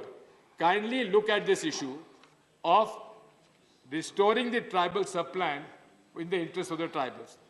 Then, sir, Sonam Wangchuk, he supported BJP in the last election. He went on a strike, hunger strike. He was kept in the house imprisonment, confinement. What was he asking? Sixth schedule, which is the right of the tribals. It is part of the constitution. Why are you denying that? Will Honorable Prime Minister give the sixth schedule to the tribals of Ladakh? Sir, I demand that there should be a sixth schedule and fifth schedule implementation throughout the country in all scheduled areas. Sir, finally, my dear friend, हमारे परम मित्र जावड़ेकर जी और उनके तेलंगाना के सभा में बोल रहे थे, यहाँ बोले तो हम तय नहीं कर पाए महाराज, लेकिन मैं इतना कहना चाहता हूँ, कश्मीर में हम लोग गए, हाँ, झंडा फहराया, बर्फ गिरते हुए जा गए, और मैं आपको बताना चाहता हूँ, जब वहां पर हम लोग पहुंचे अनंतनाग, जावड़ेकर जी, पुलिस के आपके पुलिस अफसरों ने बताया कि साहब हमको उम्मीद नहीं थी कितने लोग आ जाएंगे, हमको लगता था 2-3 हजार आदमी आएंगे, क्यों? लेकिन वहां 25,000 लोग, कश्मीर के लोग आकर भारत जोड़ो यात्रा के स्वागत के लिए खड़े हुए थे। और साथ में कहा जा रहा है कि हमारा शासन ऐसा था, शासन ऐसा था तो आप भी तो पदयात्रा करके दिखा दीजिए। अमित शाह जी, प्रधानमंत्री जी, आप भी पदयात्रा करके दिखा दीजिए। और अगर इतना ही शासन अच्छा है आपका तो चुनाव क्यों नहीं कराते आप? कराओ, चुनाव कराइए। क्यों नहीं चुनाव कराते? डिलिमिटेशन हो गया, चुनाव करा के दिखा दीजिए। बात वही है, ये केवल भाषणबाजी। 370 का क्या असर है? जरा आपके भारतीय जनता पार्टी के जो जम्मू में लोग रहते हैं उनसे जरा पूछ लीजिए, जो उनका जमीन पर हक था, जो उनका नौकरी पर हक था, वो छीन लिया आपने 370 हटा के। आज वो मांग करते हैं रिस्टोरेशन ऑफ 35A। इस बारे में विचार करने की आवश्यकता है। टू कंक्लूड, माननीय सभापति महोदय, मैं आपसे अनुरोध करना चाहता हूं, जावड़ेकर जी ने कहा सबका साथ, सबका विकास, सबका विश्वास और सबका प्रयास। लगता तो नहीं है कि हालात उस तरह के हैं। अंत में जो पैरा 81, आइए अपने लोकतंत्र का समृद्ध करते हुए हम उस वेद वाक्य का आत्मसात करें जिसमें कहा गया है, संस्कृत में मैं ज्ञाता नहीं हूं, नहीं, आगे देख लीजिए, मैंने पढ़ा है, तो मैं आपको उसका अर्थात बता देता हूं। हम सब एक साथ कदम से कदम मिलाकर चलें, कदम से कदम मिलाकर चलें, हमारे संकल्प स्वरों में एकता का प्रवाह हो और हमारे अंतःकरण एक दूसरे जुड़े हो। यही भारत की संस्कार, संस्कृति और सनातन धर्म है, जिसे कि माननीय मोदी जी ने आज समाप्त करके रख दिया। और इसीलिए भारत जोड़ो यात्रा निकाली गई थी कि भारत सबका है, हम सबका है और हम सब मिलकर रहना चाहते हैं। हिंदू, मुस्लिम, सिख, ईसाई, हम सब का भारत है। इसीलिए हम आज जानना चाहते हैं कि आपकी हमारी भारत जोड़ो यात्रा में आप लोग भी शामिल हो तो क्यों कतराते? आइए भारत जोड़ो यात्रा में शामिल होते ताकि ये देश मजबूत हो सके। धन्यवाद। Honorable members, I am expunging the observations that were in flow imparted for the Honorable President. I know. I said inflows. Yes, sir. Yes. And no, sir. And There's a difference between withdrawn and no, sir. deletion. They were very severe, as a matter of fact. They were very severe. And secondly, I share the anguish of many in the country that we created a history of sorts. There have been walkouts. There have been something in the House when the Honorable President addressed the joint session of Parliament. But it was for the first time in our country that political parties proclaimed boycott. And around the time the Honorable President was addressing, orchestrated campaign was going on. Let us have respect for the highest constitutional office in every sense of the term, Sri Derek O'Brien. Sir. When Arun Jaitley was one second. Derek, as leader of opposition, he had said, sir, disruption of the House is a normal parliamentary procedure. Honorable member, I have carefully studied, I'll deliberate with you also, in the entire history of this country, a proclaimed boycott of President's address has not taken place. And one second. One second.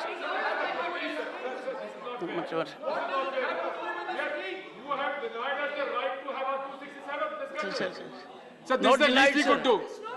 We are participating. I have given a ruling, and you know it more than anyone else is binding. We are certainly not Derek O'Brien. Mr. Derek O'Brien. Sir. No, I said two bodies. I never said. Perhaps. One second. Perhaps the honorable member has not. No, that I will never say. Understanding of Mr. Digvijay Singh is beyond question. He has understood, but perhaps not paid attention to what I said. And that was two political parties announced boycott of the president's. Can you take your... Sir. I am Dr. Jairam Ramesh, I am reflecting on the respect we need to pay to the Honorable President. And I don't want to... Take your seat.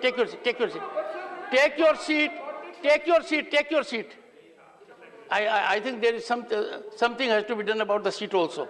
You every time rise, don't do it. Sir, all I'm saying,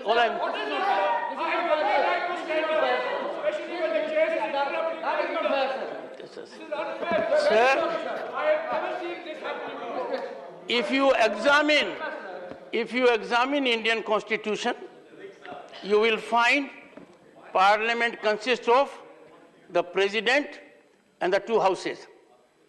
Since the Honorable Member has said so, examine our parliamentary proceedings and you will find a proclaimed boycott and the kind of orchestrated campaign outside. Around the time the Honorable President, the first tribal woman to hold this high office, addressed the joint session, certainly cannot be countenanced. And what Honorable Digvijay Singh ji has done, in a flow immediately withdrew. So this is sublimity. This is parliamentary experience. We don't cling to issues that suddenly drop. And therefore I had to take, these are expunged. They need not be there. Derek O'Brien. Sir, three speakers have spoken. 20 minutes. Three speakers today have spoken on the motion of thanks, the President's address. Two have been from the ruling party. They spoke for 92 minutes. The opposition interrupted them not once. One speaker has spoken from the opposition 30 minutes. His speech was interrupted 7 times. That's a statistic, leave that away. I'm today on the address by the President of India. The first quote from this address is the subject of the first 5-6 minutes of my speech. I quote, "The long-felt urge to be rid of the scourge of mega scams and corruption unquote. This is the Honorable President of India, and we all know, as is the tradition, the President of India does not write these speeches, the government writes these speeches. So, all honor to the President of India. On this one, first issue, sir, mega scams. Sir, institutions have been weakened. ED, CBI, SEBI. Here is a big scam happening. Some saying 1 lakh, 2 lakhs, we're not getting into the number. Will the government of India use the draconian PMLA, Money Laundering Act? Will they use it? They use it very efficiently to hound the opposition, to put lookout notices, and even to topple governments. There's a very interesting statistic here, sir. In the last 8 years, 5,422 laundering cases registered, money laundering, 98% have been done in the last 9 years. Interestingly, only 1%, 25 people have been conducted by the ED. You cannot have one rule for the opposition and your opponents, and you cannot have one rule for your friends and cronies. No, sir, you can't. Now, let's come to LIC. My previous speaker has done me a service. He's explained so much about LIC, SBI, and the Adani story, because there's lots of money at risk of the poor and the middle class. Now, whose job is this? The government's job to be the watchdog, and the institutions. My point today is that this government has weakened institutions consistently over the last 8-9 years. I can talk about Parliament, I can talk about RBI, SEBI, everyone. Yes. Now, when we say, I only want to give you one example. There's a preamble which we are all familiar with, which is our great preamble of our constitution. Sir, SEBI also has a preamble. And the SEBI preamble is mandated with A, to protect the interests of investors in securities, to promote the development of the securities market, and to regulate the securities market. Why was SEBI sleeping? Yes. Why the inaction? I would urge this government to read SEBI section 11.4. Section 11.4 of SEBI. You're very eager to put out lookout notices, that same 98% for your political notices. Have you considered lookout notice in the last 10 days? Think about it. Sir, these are big issues of corruption. But on the motion of thanks, we can also talk about the not so well-known issues. Because for all this, the BJP do write some good slogans, and you like those slogans, and it's used by the Prime Minister, na khaunga, na khane dunga. They need to ponder about the slogan, sir. Na khaunga, na khane dunga. I never thought the day I would come from the Trinamool Congress and start quoting BJP slogans. Let's take another scam, 3-4 scams. Today we've all been discussing the big one. Let's take some other scams, sir. Meghalaya. 1, smart meter scam. 2, rice scam. 3, police vehicle scam. And scam. BJP and the government. But one of the most interesting ones I found there was the assembly dome scam. By these standards, it's only small change. 200, 300 crores, sir. Chillar. Here, the Meghalaya Legislative Assembly in a BJP government state was constructed, and the entire dome sadly crashed. But the most interesting thing about this scam, look at this partnership. Guess who built the Meghalaya dome? Uttar Pradesh Nirman Nigam Limited. This is true federalism in the worst possible sense. Who is responsible, sir? Who is responsible? So when we talk about scams and scams, Now let's come to Mr. Modi, our Prime Minister, was the Chief Minister. We know that. And it hurts and pains me that somebody from Chief Minister who became Prime Minister, how can he start the economic blockade of states? How can he be against fiscal federalism? How can he squeeze the states of funds? Look at Manrega, one example. Bengal was total 10,153 crores. Now they'll tell us, no, though they paid a few hundred crores Manrega. Now Manrega is a 5-year low of 42 days work per household. Many years ago, the current Prime Minister didn't like Manrega. He called it a Gadda Godneke scheme. Today it's down to 42 days. Now, another issue at Manrega, app, simple issue. This is a real issue on the ground.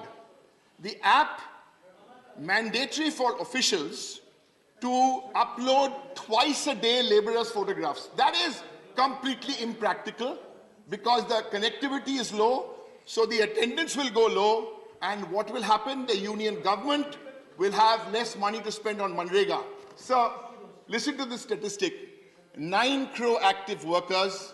If you take 9 crore active workers who are working 100 days a year, total expense will be 3 lakh crores. Instead, 73,000 crores has been allocated by this government. So there is so much to talk about how anti-federal this government is. Cess and surcharge. At one time, the union government would take 10% of cess and surcharge. Now that number is 20%. State spend on education, health. States are spending 60 to 80%. Not the union. Sir, and another completely anti-constitutional story is a double-engine sarkar. It is anti-constitutional. You vote for me in this state because I am running the center. Doesn't work, sir. This is anti-constitutional. We are talking about diversity. And the last one on this is the borrowing to the state, 3.5%. But look at the fine print. 0.5% has to be electricity reform. That's a condition. Sir, price. For all the complaints about price, opposition is saying, price rise. Full cream milk has gone up by 33%. Full cream milk. Toned milk has gone up by 36%. And the opposition is saying, price is going up, price is going up. But they have been successful on a few selected share prices that they've managed to take up. And it's the same story with fuel. Fuel prices, two-wheeler prices jumped by 40%. And page 1, clause 2D in the Rashtrapati's address talks about women. 2 crore women quit the workforce in the last 5 years. Talks about youth. The youth don't want slogans. 4 crore people are unemployed today, young people. These are CMI data, sir. Sir, we talked about institutions, and one of the great institutions which is being weakened, and before I say anything about the institution, I'm all praise for those independent journalists, the young men and women who, despite all the pressures from the media owners, are still going and trying to do their very best for journalism. So there's an old Zulu proverb, because today, even the opposition's voice is not amplified. Media owners have their agenda, sir. There's an old Zulu proverb. I think this is the first time a Zulu proverb is being quoted in parliament, but here's the problem with the media owners, sir. A dog with a bone in its mouth can't bark. Enough said, sir. A dog. What is this bell going on? Yes, 20 minutes. So it's 10 minutes left? No, no. Yeah, only 10 minutes. 10 minutes. 417. Thank you, sir. You started, sir. I have 20 minutes. I've spoken for 10. No, so, you've spoken more than that. More than that, more than that. Sir, is it only your prerogative to make omissions? It's mine also. Sir, it's okay. And I can, okay. No problem. and I can equally Sir, we all correct. make mistakes. And we have old relationship. It goes back to West Bengal. Go ahead. Sir, give me a minute to, because of breaking a flow. You will get extra minute for it. Sir, when sitting here, breaking a flow is, breaking a flow. We didn't even once disturb anybody. I mean, Prakash my old friend Prakash Javadekar. I can tell you, he made such a good speech. Sometimes, one second. Sometimes a speaker gets energized when he is interrupted. And I know it out of personal experience. He will wear me out. Chief Minister of Rajasthan, who happened to be chairman here, if he were in the assembly, one interruption would mean 20 more minutes uninterrupted it would go. So take the interruption as a recipe and nectar. Go ahead.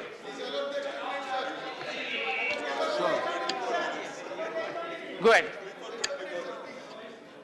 Sir, I'm allergic to nectar or amritkal of any kind. So, sir,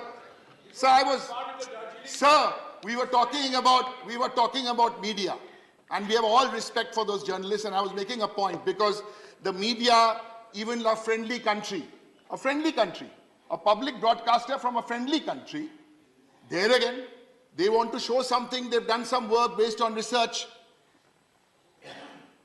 We know which documentary we are talking about. There again, Chapo. Friendly country, public broadcaster. Sir, in fact, I would also today, I spoke about the media owners. I mean, look at the kind of journalism today we are coming up with. And I should not call it journalism. Media owners reporting. What was the big news after the budget? Big data point. 124 times the Prime Minister banged the desk in Lok Sabha. Trinamool Congress are more on to these figures. We want to give you some real numbers from Manrega, from jobs, from SC/ST budget. You're telling us 124 times bang. Ooh. Sir, again back to the speech. Let us fulfill the oath. Let us fulfill the oath of the Constitution, quote unquote, from the speech. I want to read Article 25 of that Constitution. All persons are equally entitled to freedom of conscience and the right to freely profess, practice, and propagate your religion. What's going on? And for too long, we have kept quiet. Why? Polarize or don't speak. What is happening in the churches in Assam? Why are they being burnt? In Meghalaya, in Uttar Pradesh, in Karnataka, you didn't even spare Mother Teresa. When you shut the FCRA account. So read the Article 25 of the Constitution. Read it. Jammu Kashmir, bulldozing happening in the last so many weeks.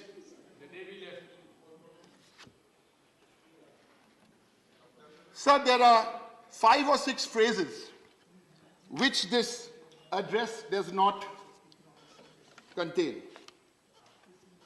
2 of the BJP speakers were celebrating, and good. The lady from Nagaland, congratulations. We are so happy to have you here as the first lady MP from Nagaland. And the other one, the athlete, who I never call by her name. I've made a deal with her, no calling you by your name. I just call her legend, because she's a legend.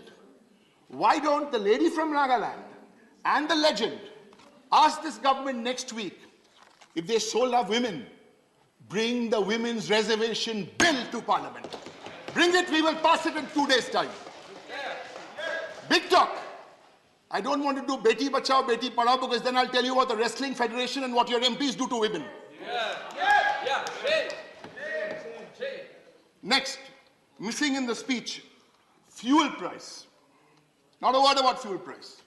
Not a word about inflation. Doubling farmers' income. Keep repeating a lie. At least take the help of the Chief Minister of Bengal. She promised to double farmers' income. When she came to power in 2011, she didn't.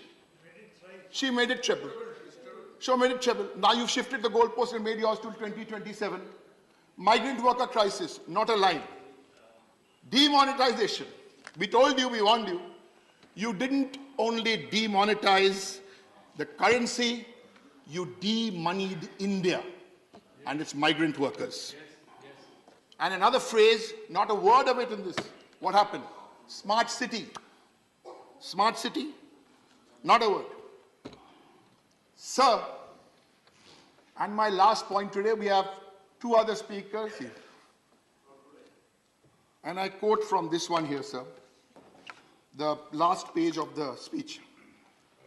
Quote, a Bharat whose diversity is even more vivid and whose unity becomes even more shakable. Powerful words, sir, in this motion of thanks on the President's address. And my party, in the last 23 years since we've been here, it's our tradition that we speak strongly against the government. We've never boycotted, and I don't think any of us ever have boycotted the President's address, so don't go there. And we don't ever move a motion or press a motion on the President's address. We understand the government writes, the President speaks. But listen to these powerful lines from the motion of thanks. A Bharat whose diversity is even more vivid and whose unity becomes even more shakable, unquote. No political party, not the Trinamool Congress, not my friends from the DMK or the CPM or the Congress, everybody, sir, Congress or the Aam Aadmi Party or the SP or the BSP. I'll read this line once. A Bharat whose diversity, all of us, what we couldn't do, somebody did, sir, these lines. And this is the crux. A Bharat whose diversity is even more vivid and whose unity becomes even more shakable. These lines were turned into a film before these lines were written. Well done, Siddharth Anand. Well done, India's biggest global ambassadors. Well done, those of you who made Pathan. What we couldn't do, Shah Rukh Khan and Dimple Kapadia and John Abraham have shown this country. We learn from them. Don't mess this government. Don't mess with India's biggest global ambassadors. You asked them to boycott Bollywood. They showed you one film with a beautiful message. Thank you, sir. Thank you very much. I know. I said, sir. Corrected. Sir, I must, no, this is very important. I used to be a big fan of Dimple Kapadia. Now, I'm still a big fan of Dimple Kapadia and Deepika. Sir, on a serious note, sir, we have a lot, all of us here have a lot to learn because sometimes they get it so right, and that was a powerful message. Thank you, sir, for giving me time today. Thank you. And the friendly country broadcaster, Derek, the friendly country broadcaster you referred to could not find support from the Prime Minister of that friendly country. Tiruchi Siva. Yes, you said so. Thank you, Mr. Chairman, sir. Sir, bear with my interventions. They are not very long. Sir, Article 87 of the Constitution provides that two instances the Honorable President will address both the houses of the Parliament.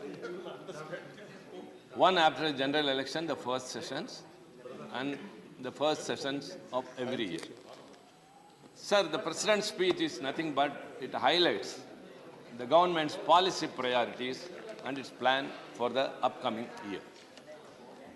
Sir, as a convention, the motion of thanks to the President for her address to both houses of the Parliament, along with that, I would like to thank her for that, for having addressed, and I would like to congratulate her for one reason, sir. She has read out the policy note of the government without omitting, without deleting, without including anything to her wish.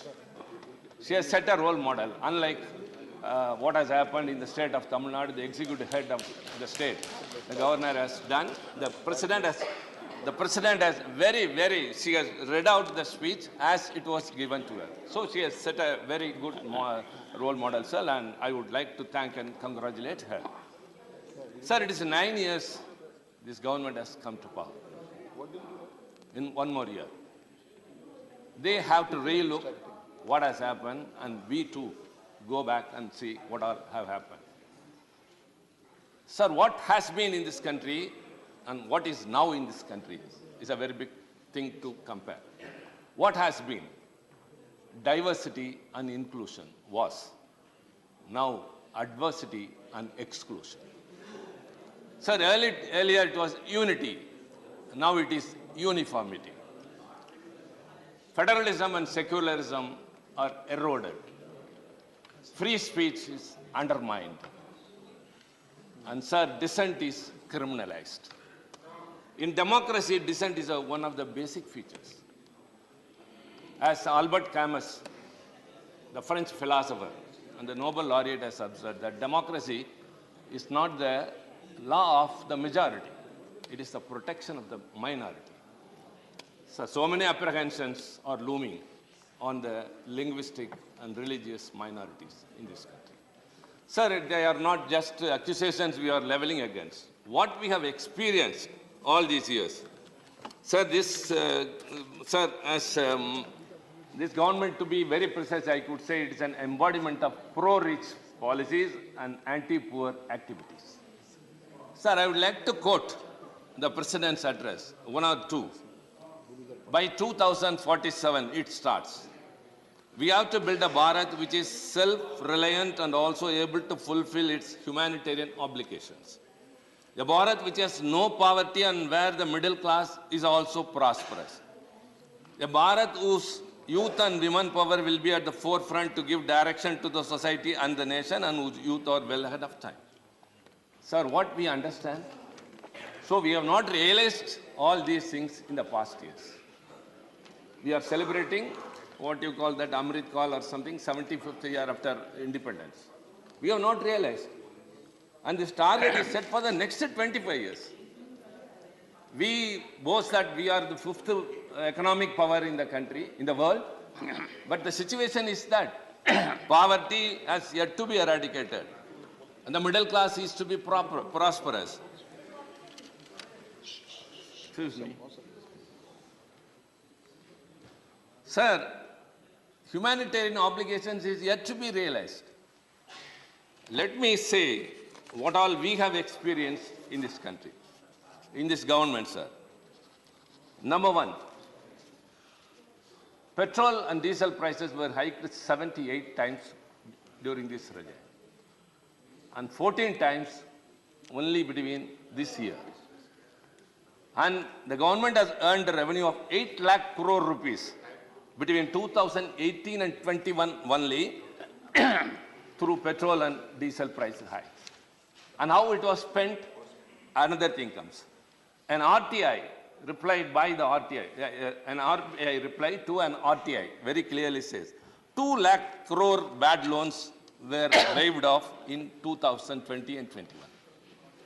So the total write-off of loans over 11.6 lakh, most of which are only during these 9 years. And for example, we are basically an agriculture. The BJP in its manifesto promised that the income of the farmers would be double. But what happened? It has not doubled. Rather, the price of DAP has increased from 1,200 to 1,350. The price of urea has not increased, but the quantity has been reduced from 50 kilograms to 45 kilograms. Sir, very sorry, sir.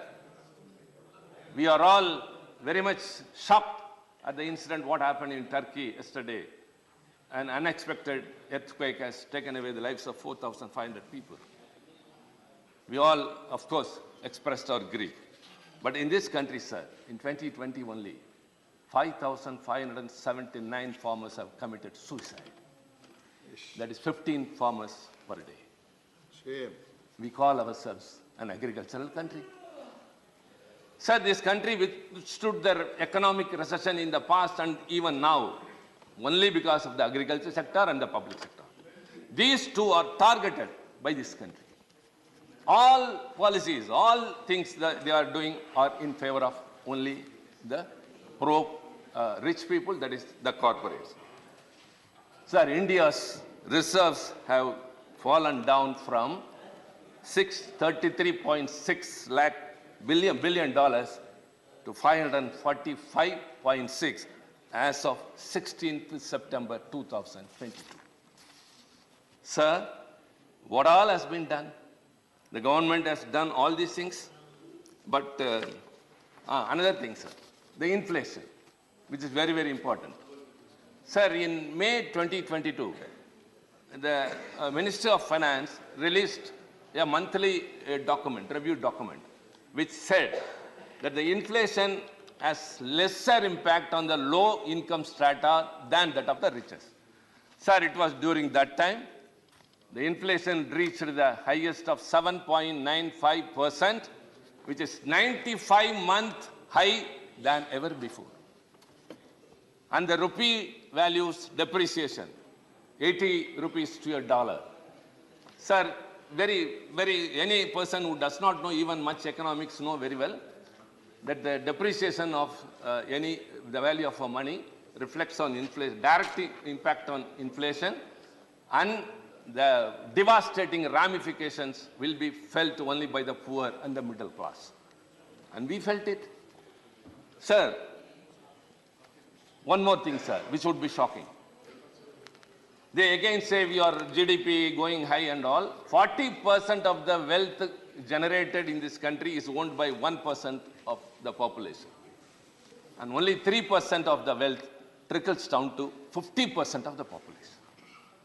Sir, when the President address speaks much about women and youth, I'd like to say, women population has increased. Dr. Lakshman, who moved the motion, said very proudly, and Javadekar, my friend, also told. And I would like to add to them one more. The enrollment of women in higher education is more than men, that is 27.9%. But the women employment has fallen down from 24% to 18%. So in the world, India constitutes more youth population, where unemployment prevails more. Sir, another thing, as I would like to second my friend Mr. Derek, who said that, quoting the President's address, the long-felt urge to be rid of the scourge of mega scams and corruption in government schemes is now being realized. That's what everyone spoke. Mr. Digvijay Singh spoke, and he also said, sir, for the past 4 days, the parliament didn't function. Of course, everyone felt, you felt very much for it. Sir, it was not deliberate. It is not our intention. We want the parliament to function smoothly, and the responsibility does not lie only with the opposition benches. It is also with the treasury benches. Sir, you observed to the rules. Sir, you told that our notices were not in order. You asked me to come and meet you in the chamber. I met you. You gave me some directions. Then I rectified it and sent a notice. I didn't receive anything, whether it was in form or not up to your expectation. Leave alone, sir, our notices and your rulings. What is the government doing? Should they not take cognizance of a big industry company, that is Adani, which is being talked by the media, that it is being discussed on TVs, on papers, and everything? What is the government doing? Why should it not come forward? When the situation is privatization and liberalization, and it has impacted India economically and morally, should not the government come forward and what we asked for, a JPC, Joint Parliamentary Committee, to go into the issue. It's a process in the democracy. Why you are not for it? Why you are not able to do that? So the government is not intent. As he asked, what is SEBI doing? What are the other agencies doing? That apart, the government, which has to come forward. Sir, when we are asking for a JPC, they should have met you in the chamber or coordinated with the opposition parties and said, yes, we can resolve the issue. Let the parliament see. They cannot just go out and meet the media and say the opposition parties are eating taxpayers' money. They are not allowing the parliament to run. It is not leveling accusation against us. They should resolve the issues. So the country is very much concerned about what has happened because of one corporate, which is being supposed to have been favored many a time by the government. So I think if at all we have to bring out something, it can be done only by an introspection into that by a JPC. So that has been happening here. And now we are telling this number of things which are happening. And sir, the government has earned 4.86 lakh crores of rupees in 3 years by way of selling the public sector undertakings fully and partly. 4.86 lakh crore rupees. What for? Sir, the public sectors are considered to be the temples of economy. Why are you so much concerned? Sir, I will tell you 2 examples. I think, yes, within my time, I have confined to myself. There are 2 things that have not come to limelight. One is Videocon. Videocon is a well-known company which has become bankrupt. But it has borrowed rupees.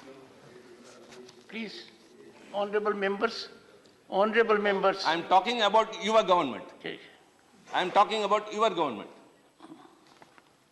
Please. They don't bother, sir, whatever we speak. They don't take parliament into serious consideration. They don't listen to us. They don't bother about what we speak.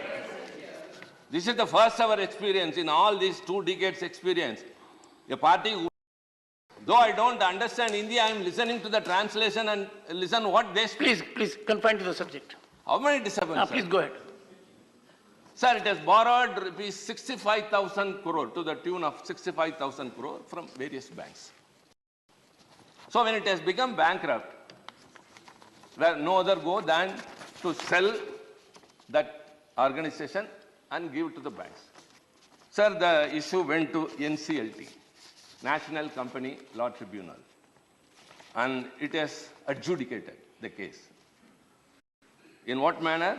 It has decided and said that can be sold to a Pinstar technology, something. It can be? Sir? It can be? NCLT. Yes. To be sold to a certain company. If you want, I can tell the name. This is Twin Star Technologies, which is a subsidiary company of some other Vedanta or something. That is not the concern. You know for how much? 3,000 crore. It is 65,000 crore of loans to the banks, but the NCLT has said that it can be sold to 3,000 rupees. Who is the sufferer? The banks. If the banks suffer, either the government should go to the rescue, or the people will, ultimately they will be paying for it. Then the banks appeal for it, NCLTA, Appellate Authority, and it is withheld. This is one thing. It is about a private organization, but the sufferers are the bank. Sir, another is CEL, Central Electronics Limited. Sir, very, very important one, sir. And it earns a profit of 730 crore per year. This organization, CEL, earns a profit of 730 crore per year. And it has orders for more than 1,500 crore. And it has been sold to a private company, sir, for just 250 crore. It has an infrastructure, it has an asset of more than 440 crore. It pays a dividend profit to the government 700 crore. And it has orders also, not that like some other organization, PSU, that they suffer because of orders. They have orders for 1,500. Why should it be sold? That too at this rate. Just for 250 crores, sir. And the company which bought has nothing to do with the electronics. That is a strange thing. It is only an interior decorator company who doesn't know electronics. Sir, kindly enlighten us. Let the government tell us. You are selling, you are coming to the rescue of a private organization and the banks are the sufferers. And now you are selling a profit-making public sector organization to a, I don't want to say at a cost, which is not at all acceptable. So they are victimizing. Sir, let me conclude by one small interesting incident. There is a college, sir. There is? A college hostel, where in the canteen, every day, upma is being served, sir. Upma. The students. No cabinet minister. Good. Yes, Mr. Siva, conclude. We are used to this, Mr. Judge. We are used to all these things. Please conclude. Sir, no, you have to, sir. You have to protect us. The cabinet minister must be here. Some cabinet minister. Leave alone. Sir, in a college hostel, listen, Derek. Yes, tell us Interesting. about upma. Every day, upma is being served. Sir, the students get agitated. They raise a hue and cry. They say, we don't want upma, that, and all. So the warden finds no other option.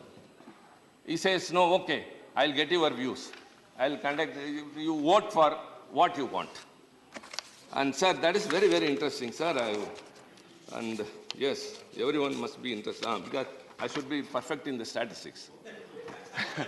The voting was counted, sir. 7% of the students have voted for bread and omelette. 13% have voted for puri.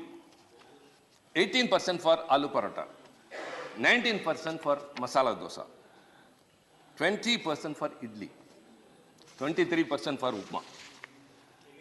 Again upma. That is 2019. Because all the students were not united. Different opinions. Again upma came to the canteen, sir. Sir, 24, sir. Our leader, Mr. Stalin, is spearheading. We have all joined here and discussed. All the students will come together, sir, and upma will be out of the canteen.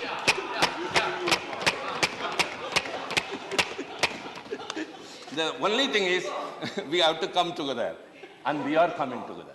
Sir, enough of what we had from your side. What we suffered because of demonetization. How you deprived the states of their rights and took the GST have suffered. Sir, 1 minute, sir, just 1 minute. The people and the states, how federalism has been affected. All your laws, either draconian or anti-federal, anti-secular, and anti-minorities. Enough of the apprehensions the linguistic and the religious minorities had in this country. When you are spending thousands of crores to enrich a language or to revive a language which is spoken or known only to a few thousand, that is Sanskrit, but you are victimizing classical languages, Tamil and other languages. Enough of everything. Sir, 2024 will give a verdict. The franchise will be the situation that will change, and it will be federalistic, protecting the secularism and upholding the constitutional values. The countdown of this government has started. Thank you very much. Shri Sanjay Singh, not present. Shri Sasmit Patra, Dr. Sasmit Patra. माननीय अध्यक्ष महोदय, बीजू जनता दल की तरफ से और हमारे नेता माननीय मुख्यमंत्री श्री नवीन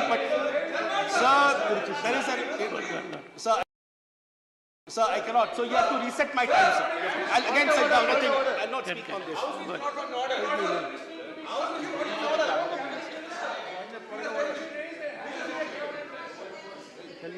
Dr. Sasmit Patra. Sir, please reset my time, sir.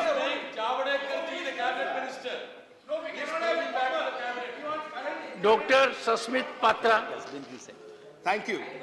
माननीय अध्यक्ष महोदय, मैं मेरी पार्टी बीजू जनता दल की तरफ से और मेरे नेता माननीय मुख्यमंत्री श्री नवीन पटनायक जी की तरफ से राष्ट्रपति जी के अभिभाषण के धन्यवाद प्रस्ताव को समर्थन करते हुए अपना वक्तव्य रखता हूं।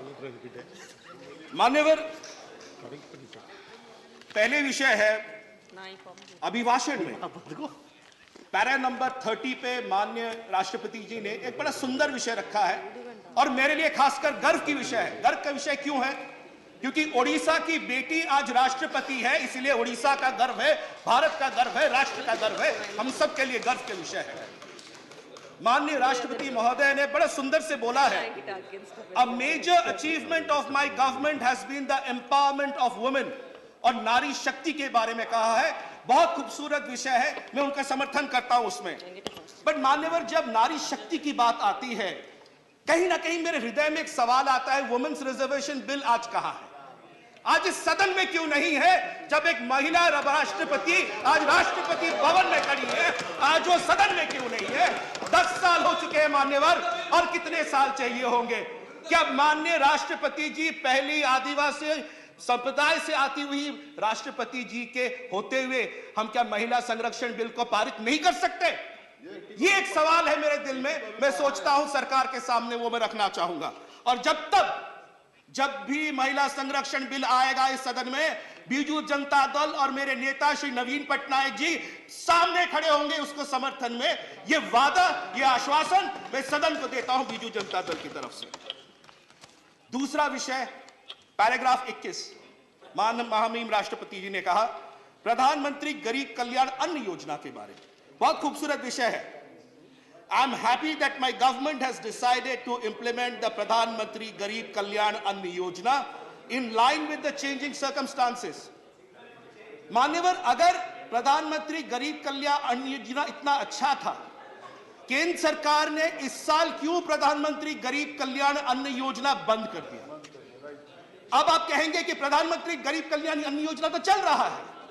मान्यवर, नेशनल फूड सिक्योरिटी एक्ट जो 5 किलो चावल का था, उसका नामकरण कर दिया गया है प्रधानमंत्री गरीब कल्याण अन्न योजना, और जो 5 किलो ज्यादा दिया जा रहा था, टोटल 10 किलो, वो 5 किलो बंद कर दिया गया है। मान्यवर, आज जब बोरी लेके एक गरीब आदमी जाता है और जब मांगेंगे वो 5 किलो की जगह पर बोलेंगे हमें 10 किलो दीजिए, क्या जवाब होगा?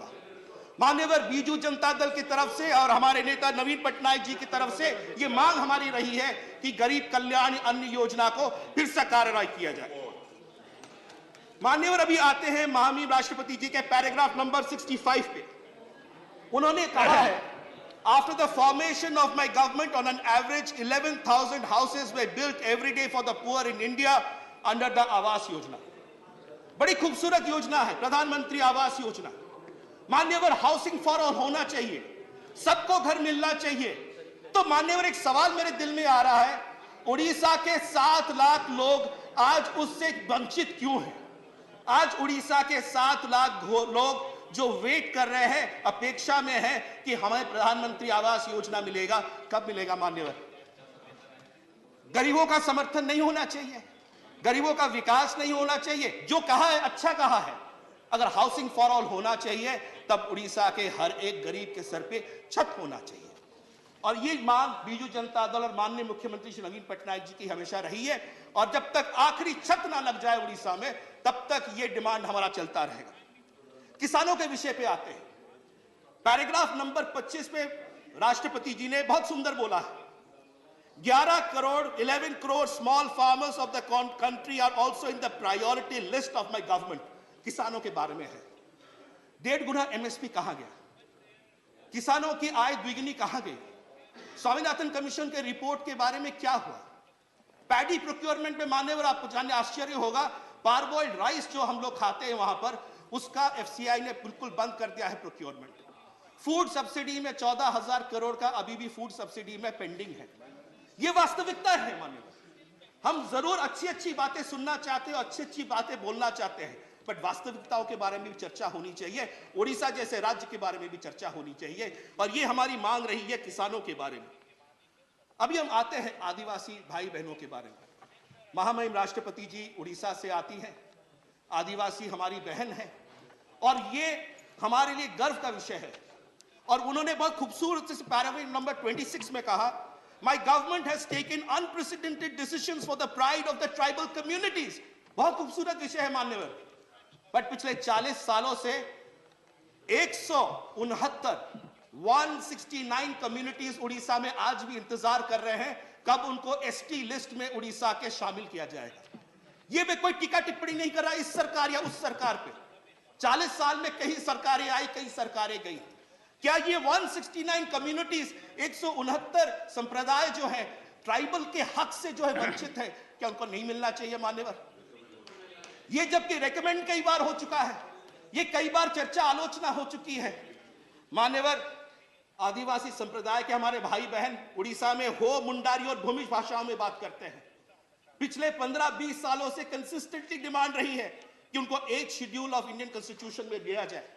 मान्यवर, साल के बाद साल आ रहा है, चर्चों के बाद चर्चे आ रहे हैं, मगर आज हमारे आदिवासी भाई बहनों के लिए अगर हम हृदय रोता है तो हो, मुंडारी और भूमिज भाषा जैसे संथाली भाषा को आपने 8th शेड्यूल में दिया, उनको क्यों नहीं दे रहे? देना चाहिए मान्यवर।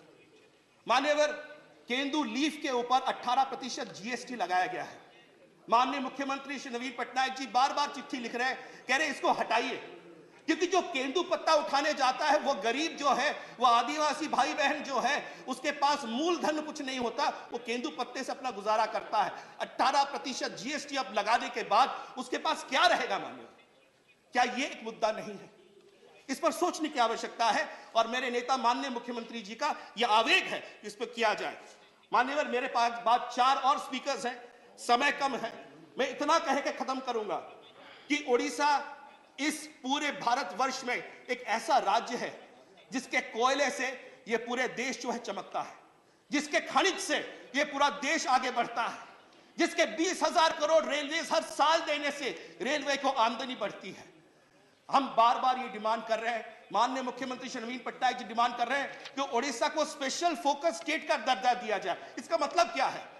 साइक्लोन आता है तो हमारे घर टूटते हैं, हमारे खेत खलियान टूटते हैं, तो 3 साल के लिए जब से साइक्लोन आए या कोई भी विपत्ति आए, 3 साल के लिए 90-10 का जो शेयरिंग पैटर्न है उसमें दीजिए, 60-40, 50-50 में मत दीजिए। ये मौलिक विषय है। 8 मिनट मेरे कंप्लीट हो चुके हैं। मैं आपके सामने निवेदन रखता हूं कि महामहिम राष्ट्रपति जी का तो अभिभाषण हम लोग सब समर्थन कर रहे हैं, हमारी ओडिशा की बेटी है, हमारे लिए गर्व का विषय है, बट साथ में ओडिशा का विकास और हर राज्य का विकास इस देश का होना चाहिए। बहुत बहुत धन्यवाद आपको। Shri Vijay Sai Reddy ji. Thank you, Chairman, sir. Sir, on behalf of the people of Andhra Pradesh and our Chief Minister, Honorable Chief Minister Y.S. Jagan Mohan Reddy Garu, I thank the President for her address to the Parliament and we support it. Sir, the Honorable President spoke about India at 100 and gave us very optimistic view for the next 25 years to come and call Amrit Kal. Sir, I would like to bring to your notice that the central government, that the BJP government should ensure Amrit Kal not only to them, even for the states also, especially those states which have been unjustly bifurcated with a ulterior motive, sir. Sir, coming to special category status, my friend Jairam Ramesh is not there anyhow, sir. Sir, when the special category status... He is here. Yes, sir. He is very important, sir, because he is responsible for everything. Sir, he was referring to your name and you just then walked. Perfect timing. Good. Sir, the special category status, which... Unjust bifurcation of Andhra Pradesh. He must have said unjust bifurcation. He has agreed, sir, several times. And no, we must appreciate his sharp sense of anticipation. Yes.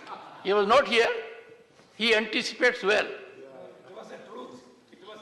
Sir, the special category status was promised in 2014 when Congress party was in power and the BJP was in opposition.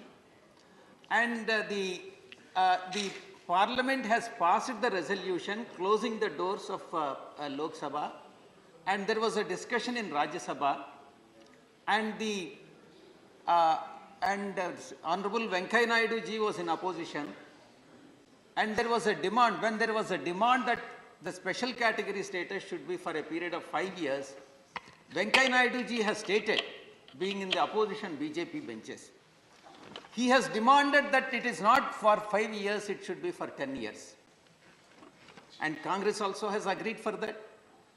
And now that, sir, after that, the the then President, Honorable President was Pranab Mukherjee ji, and the chairman of Rajya Sabha was Hamid Ansari ji. Now, sir, they are now they are not there, and you have come. I mean, Venkaiah Naidu ji has come, and you are the chairman and you are the vice president, and the new president has come, and the position of Andhra Pradesh remains the same. There is no change, and there is no special category status. They have conveniently forgotten, and BJP also has conveniently forgotten, and leaving to lurch to the Andhra Pradesh. Sir. And sir, I request Rajya Sabha, chairman of Rajya Sabha, you being the chairman of Rajya Sabha, because it is very important, sir, then the Prime Minister of this country, Manmohan Singh ji, on the floor of this house, Ramesh ji was present, on the floor of this house, has assured the house that the special category status would be granted, and it has been recorded by the SG also. Sir, what is your request to me? Yes, sir.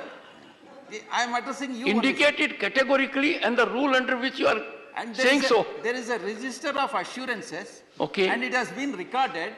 And what has happened to that assurance?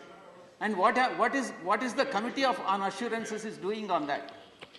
And there is nothing, and nobody is able to enforce it now. And sir, as a chairman of Rajya Sabha, being in the chair, I request your good self that the assurance that has been given by the then Prime Minister, Honorable Prime Minister, should be implemented in its letter and spirit, because the sovereign government is a continuous entity, continuous body. Parties may come to power and parties may go. And Jairam Ramesh ji may be here in MP today, and I may be MP today. But I may not be MP for next year or next term. He also may not be an MP for next term. Sir, or maybe MP. Sir, let us wish that you all will be back. Let us think positively. Sir, it doesn't mean that, sir, now the BJP is in power. Doesn't mean that the BJP in power will be forever. So BJP may go.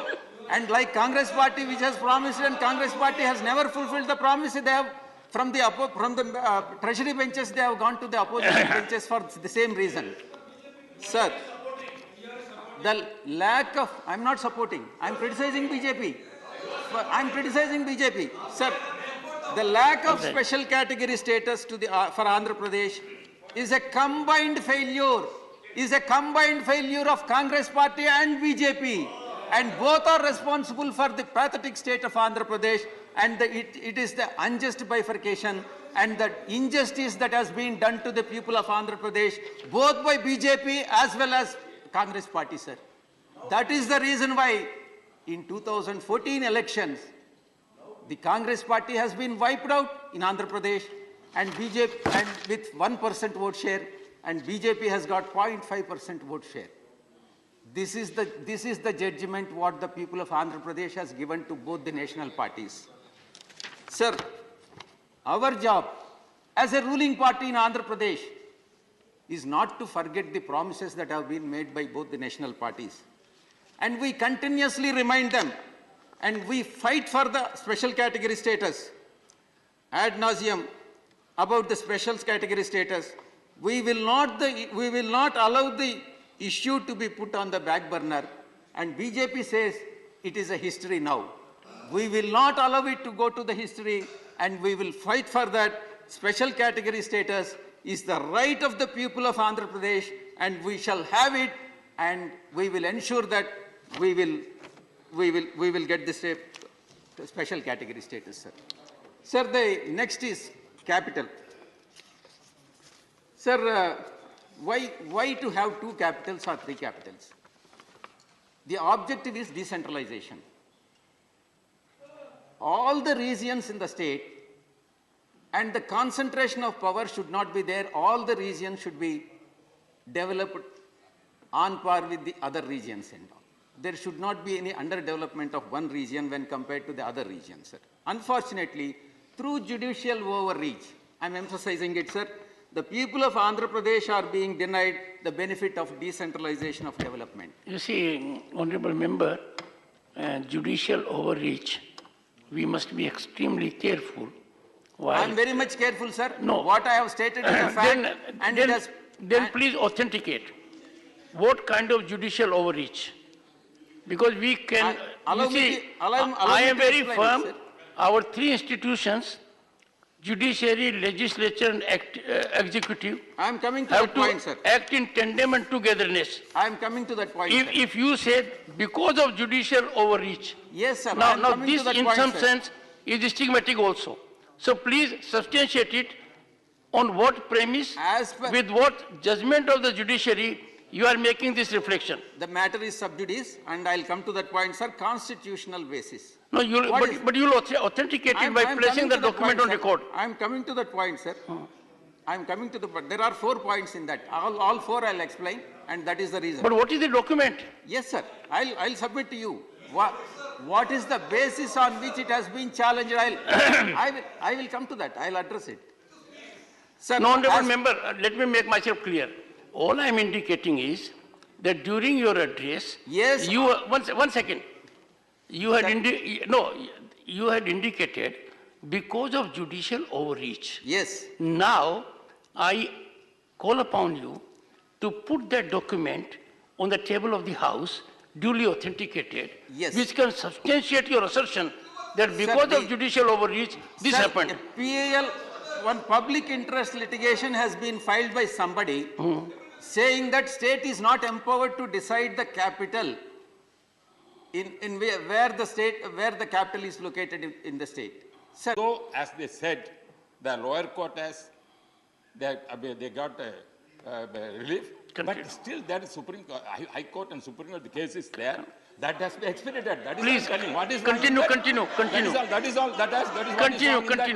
Continue. Second, regarding, sir, Honorable Prime Minister, during his period, in 9 years period, many medical colleges opened. It's the policy of the government, each district must have a medical college. In Tamil Nadu, sir, it's a historical thing, I'm telling. Historical incident took place from when Edappadi Palaniswamy Chief Minister 4 years. In that period, 23 medical colleges started in Tamil Nadu, 11 colleges only central government assistant. With that, we have implemented that. Historical that is done. I'm telling what we have done, our ADM government, Edappadi Palaniswamy, what I am telling. This is because this is a council of state. Certain things I have to tell when I am telling what the government has done, our government has done. When many people are saying it is my right to say also. Regarding, sir, when pandemic situation come, our Honorable Minister, Prime Minister helped a lot, brought so many vaccinations at the same. At that time, our former Chief Minister, Edappadi Palaniswamy, has taken a lot of measures and to see that the poor will get the all vaccination and also relief also. For example, sir, even take for generally in Tamil Nadu, whenever Pongal festival is coming, we are giving some kind of gifts to the public, which was given as 2,500 rupees per family. The present government reduced to 1,000. That is, they are not able to fulfill. Sir, regarding so many promised petrol. Sir, no. Sir, recently our Siva spoke, honorable member spoke, regarding the petrol diesel price. Petrol diesel price, everybody is concerned that whatever the state government now ruling in Tamil Nadu, they gave the promise of reducing the petrol price. But they have not done, because they have not done. I am accusing that.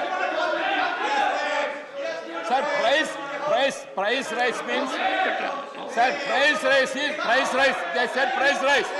Price rise is controlling is not only central government. State government also plays a role. Conclude. What the state government is doing. They are not reduced. They are not reduced.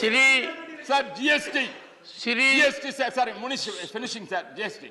Sir, GST said, it has taken the right of the state. Who brought the GST, sir? It's not the BJP government. The Congress government, and also part of that government, the DMK was the part of the government at that time. Yes. They only brought the GST. Now we are telling the power is taken away, they are telling. Shri NEET examination, sir. Surendra NEET Singh examination, Nagar. ADMK government opposing. Shri बात करने दीजिए sir Surendra Singh Nagar. 2012 itself the examination conducted by the government at that time. That is a DMK is a part of the government. Please. Okay. Okay, Dr. Thambi Durai, you said your. Modi ji's measures what they taken. We are the part of the NDA. Still we are continuing, appreciating the government and also support the on behalf of ADMK party and Adapar Palaniswamy. Dr. Surendra Singh Nagar. I am not Dr. Sir, Surendra Singh Nagar only. Sir, you will become one. I will turn out to be prophetic. Keep on trying, you will become one. There is a club of doctors here, led by Manoj Jha and Dr. Bitas. धन्यवाद। Sir, मैंने कई गलती की आपके बारे में, एक ही थोड़ी की है, लगातार कर रहा हूं। लेकिन सलाह वो जो सलाह आजकल एडवाइस वो डॉक्टर वाली भी दे रहे हैं। धन्यवाद सभापति जी। क्या ever since my wife became a doctor, I am having an obsession with doctor. आज हम देश की प्रथम आदिवासी महिला के पहले अभिभाषण पर हम लोग चर्चा कर रहे हैं और उसे मुझे भी भाग लेने का मौका मिला। ये हमारे लिए गर्व की बात है। सभापति जी, राष्ट्रपति जी का अभिभाषण हुआ। कुछ दलों ने जिनकी इच्छा इस देश में या सपना राष्ट्रीय दल बनने का है, सपना देख रहे हैं वो लोग, और वो भी देश के आदिवासी, शेड्यूल कास्ट और शेड्यूल ट्राइब और पिछड़ों को साथ लेकर इस देश में राष्ट्रीय पार्टी बनने का सपना देख रहे हैं। उन्होंने देश की पहली आदिवासी राष्ट्रपति के अभिभाषण का बहिष्कार किया। ये उनकी मानसिकता प्रदर्शन करता है आदिवासी, पिछड़े और सभापति जी, राष्ट्रपति के भाषण को कुछ लोगों ने घोषणा पत्र भी कहा। इस विषय पर थोड़ा मैं लेट आऊंगा। राष्ट्रपति धन्यवाद और सभापति जी, मुझे 2 बार उत्तर प्रदेश और स्टेट की राजनीति में 2 बार एमएलसी रहने का मौका मिला। 2009 में मैं इस देश की लोकसभा में चुनकर आया। पार्टी जिस तरीके से आप समझौते बदलते हैं उस पर भी ध्यान रखना।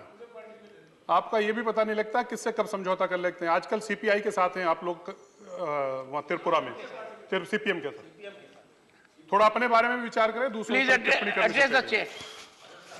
तो जब 2009 में मुझे देश की लोकसभा में मेरे मन में भी उत्सुकता थी कि मैं देश के सदन में चुन के जा रहा हूं, मेरा सपना भी था और मुझे उम्मीद भी थी कि अब देश की लोकसभा में कार्रवाई होगी, देश की लोकसभा में जब नीतियां बनेंगी, उन पे चर्चा होगी, उनमें मुझे भी भाग लेने का मौका मिलेगा।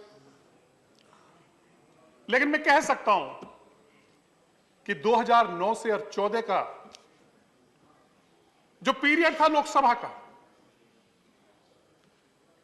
कोई सभापति जी, कोई सत्र ऐसा नहीं था, और दुर्भाग्यपूर्ण है वो हमारे लिए, इस देश के लिए, कि जिसमें घोटाले की चर्चा ना हुई,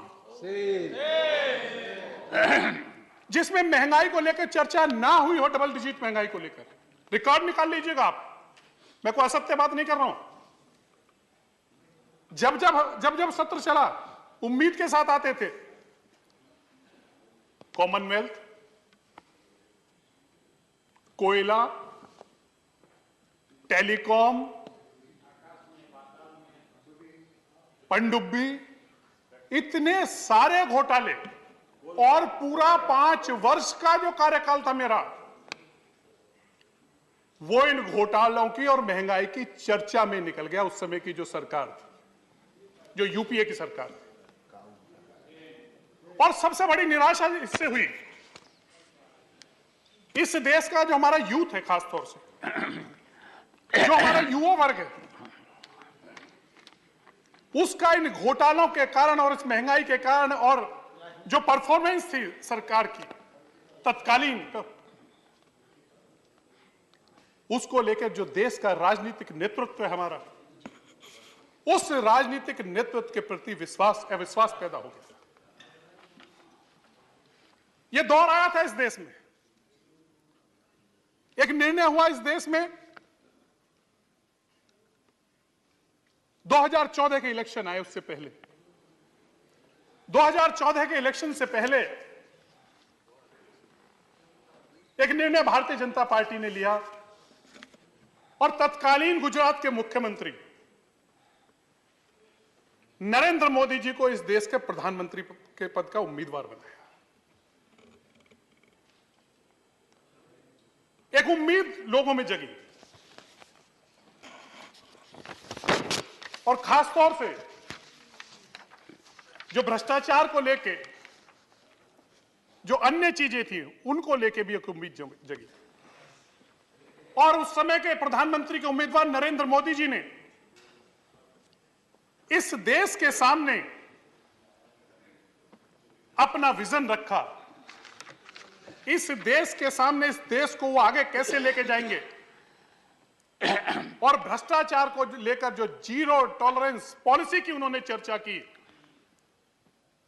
मैं गर्व के साथ कह सकता हूं कि उसी का परिणाम है जीरो टॉलरेंस पॉलिसी का। आज इस देश के यूथ और आम व्यक्ति में, इस देश के राजनीतिक नेतृत्व में पैदा नरेंद्र मोदी जी ने विश्वास पैदा करने का काम किया है।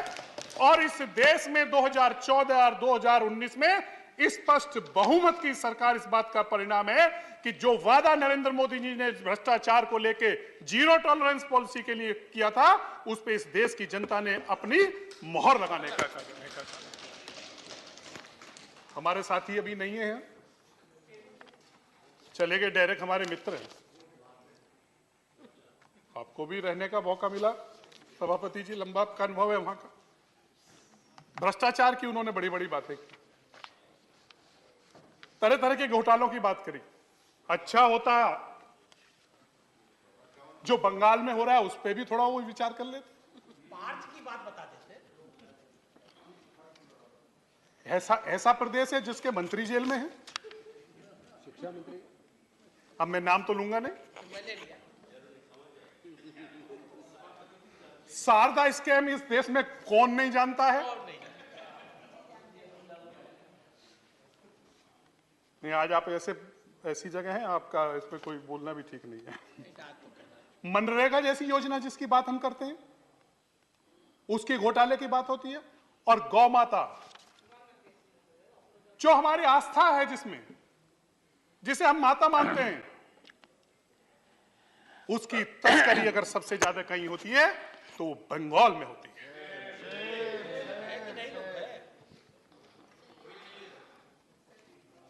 अब कोयले का तो 2009 से 14 का भी जिक्र मैंने किया, लेकिन बंगाल में तो अभी तक भी कोयला चल रहा है, उसके घोटाले की बात हो रही है। तो अच्छा होता कि अगर देश में उन्होंने जो विषय उठाए, घोटाला की बात करी है, नरेंद्र मोदी जी की सरकार में 9 वर्ष पर कोई घोटाले का आरोप नहीं है, लेकिन जिस प्रदेश से वो आते हैं उनके प्रदेश में मंत्री से लेके और 10 घोटाले उनके प्रदेश में हुए। इसका बंगाल सबसे बड़ा उदाहरण था। माननीय सभापति जी, जब नरेंद्र मोदी जी इस देश के प्रधानमंत्री बने तो उन्होंने इस देश के सामने एक विजन रखा और उनका मानना था अगर भारत को बदलना है तो उसके लिए न्यू एज इंफ्रास्ट्रक्चर हमें क्रिएट करना पड़ेगा। यह उनकी एक सोच थी। और किसी भी देश में अगर आपका इंफ्रास्ट्रक्चर अच्छा है, आपका बुनियादी ढांचा अच्छा है, तो उस देश की अर्थव्यवस्था को आगे बढ़ाने में बहुत मदद मिलती है। और इसी का कारण है कि जो इंफ्रास्ट्रक्चर पर नरेंद्र मोदी जी की सरकार ने काम किया, आज 10 लाख करोड़ रुपए जिसके लिए इस बजट में आवंटित किए, उसी का कारण है आज जो 10वें नंबर पर 2014 में जो लोग 9 से 14 वाले छोड़ के गए थे, आज इस देश की अर्थव्यवस्था 5वें नंबर पर है, इसी नीति के कारण। अगर मैं बात करूं 1 second. घोषणाओं की, 1 second. Honorable members, time had been allocated for discussion on the motion of thanks on the address of the Honorable President. Since during last 3 days, we had lost time that was earmarked for this purpose. If the House agrees, the discussion today may continue up to 8 p.m.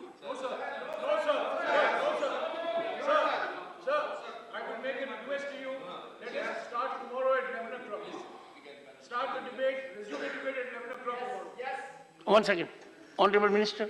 Sir, the convention in the House has been that the motion of thanks to the President is taken up as the first item after the joint session and the President's address is there. But as your Excellency mentioned that we lost the 3 days, now we will have to complete the business and finish the What discussion. is your suggestion to his indication that tomorrow we start at 11 o'clock? No, we have no issue.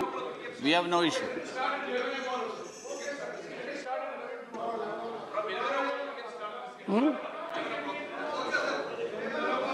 The end.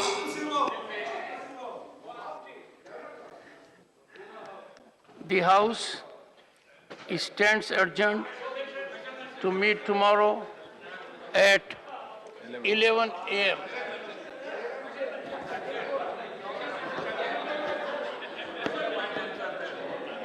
Yes, Mr. Special mentions are there. Has been adjourned.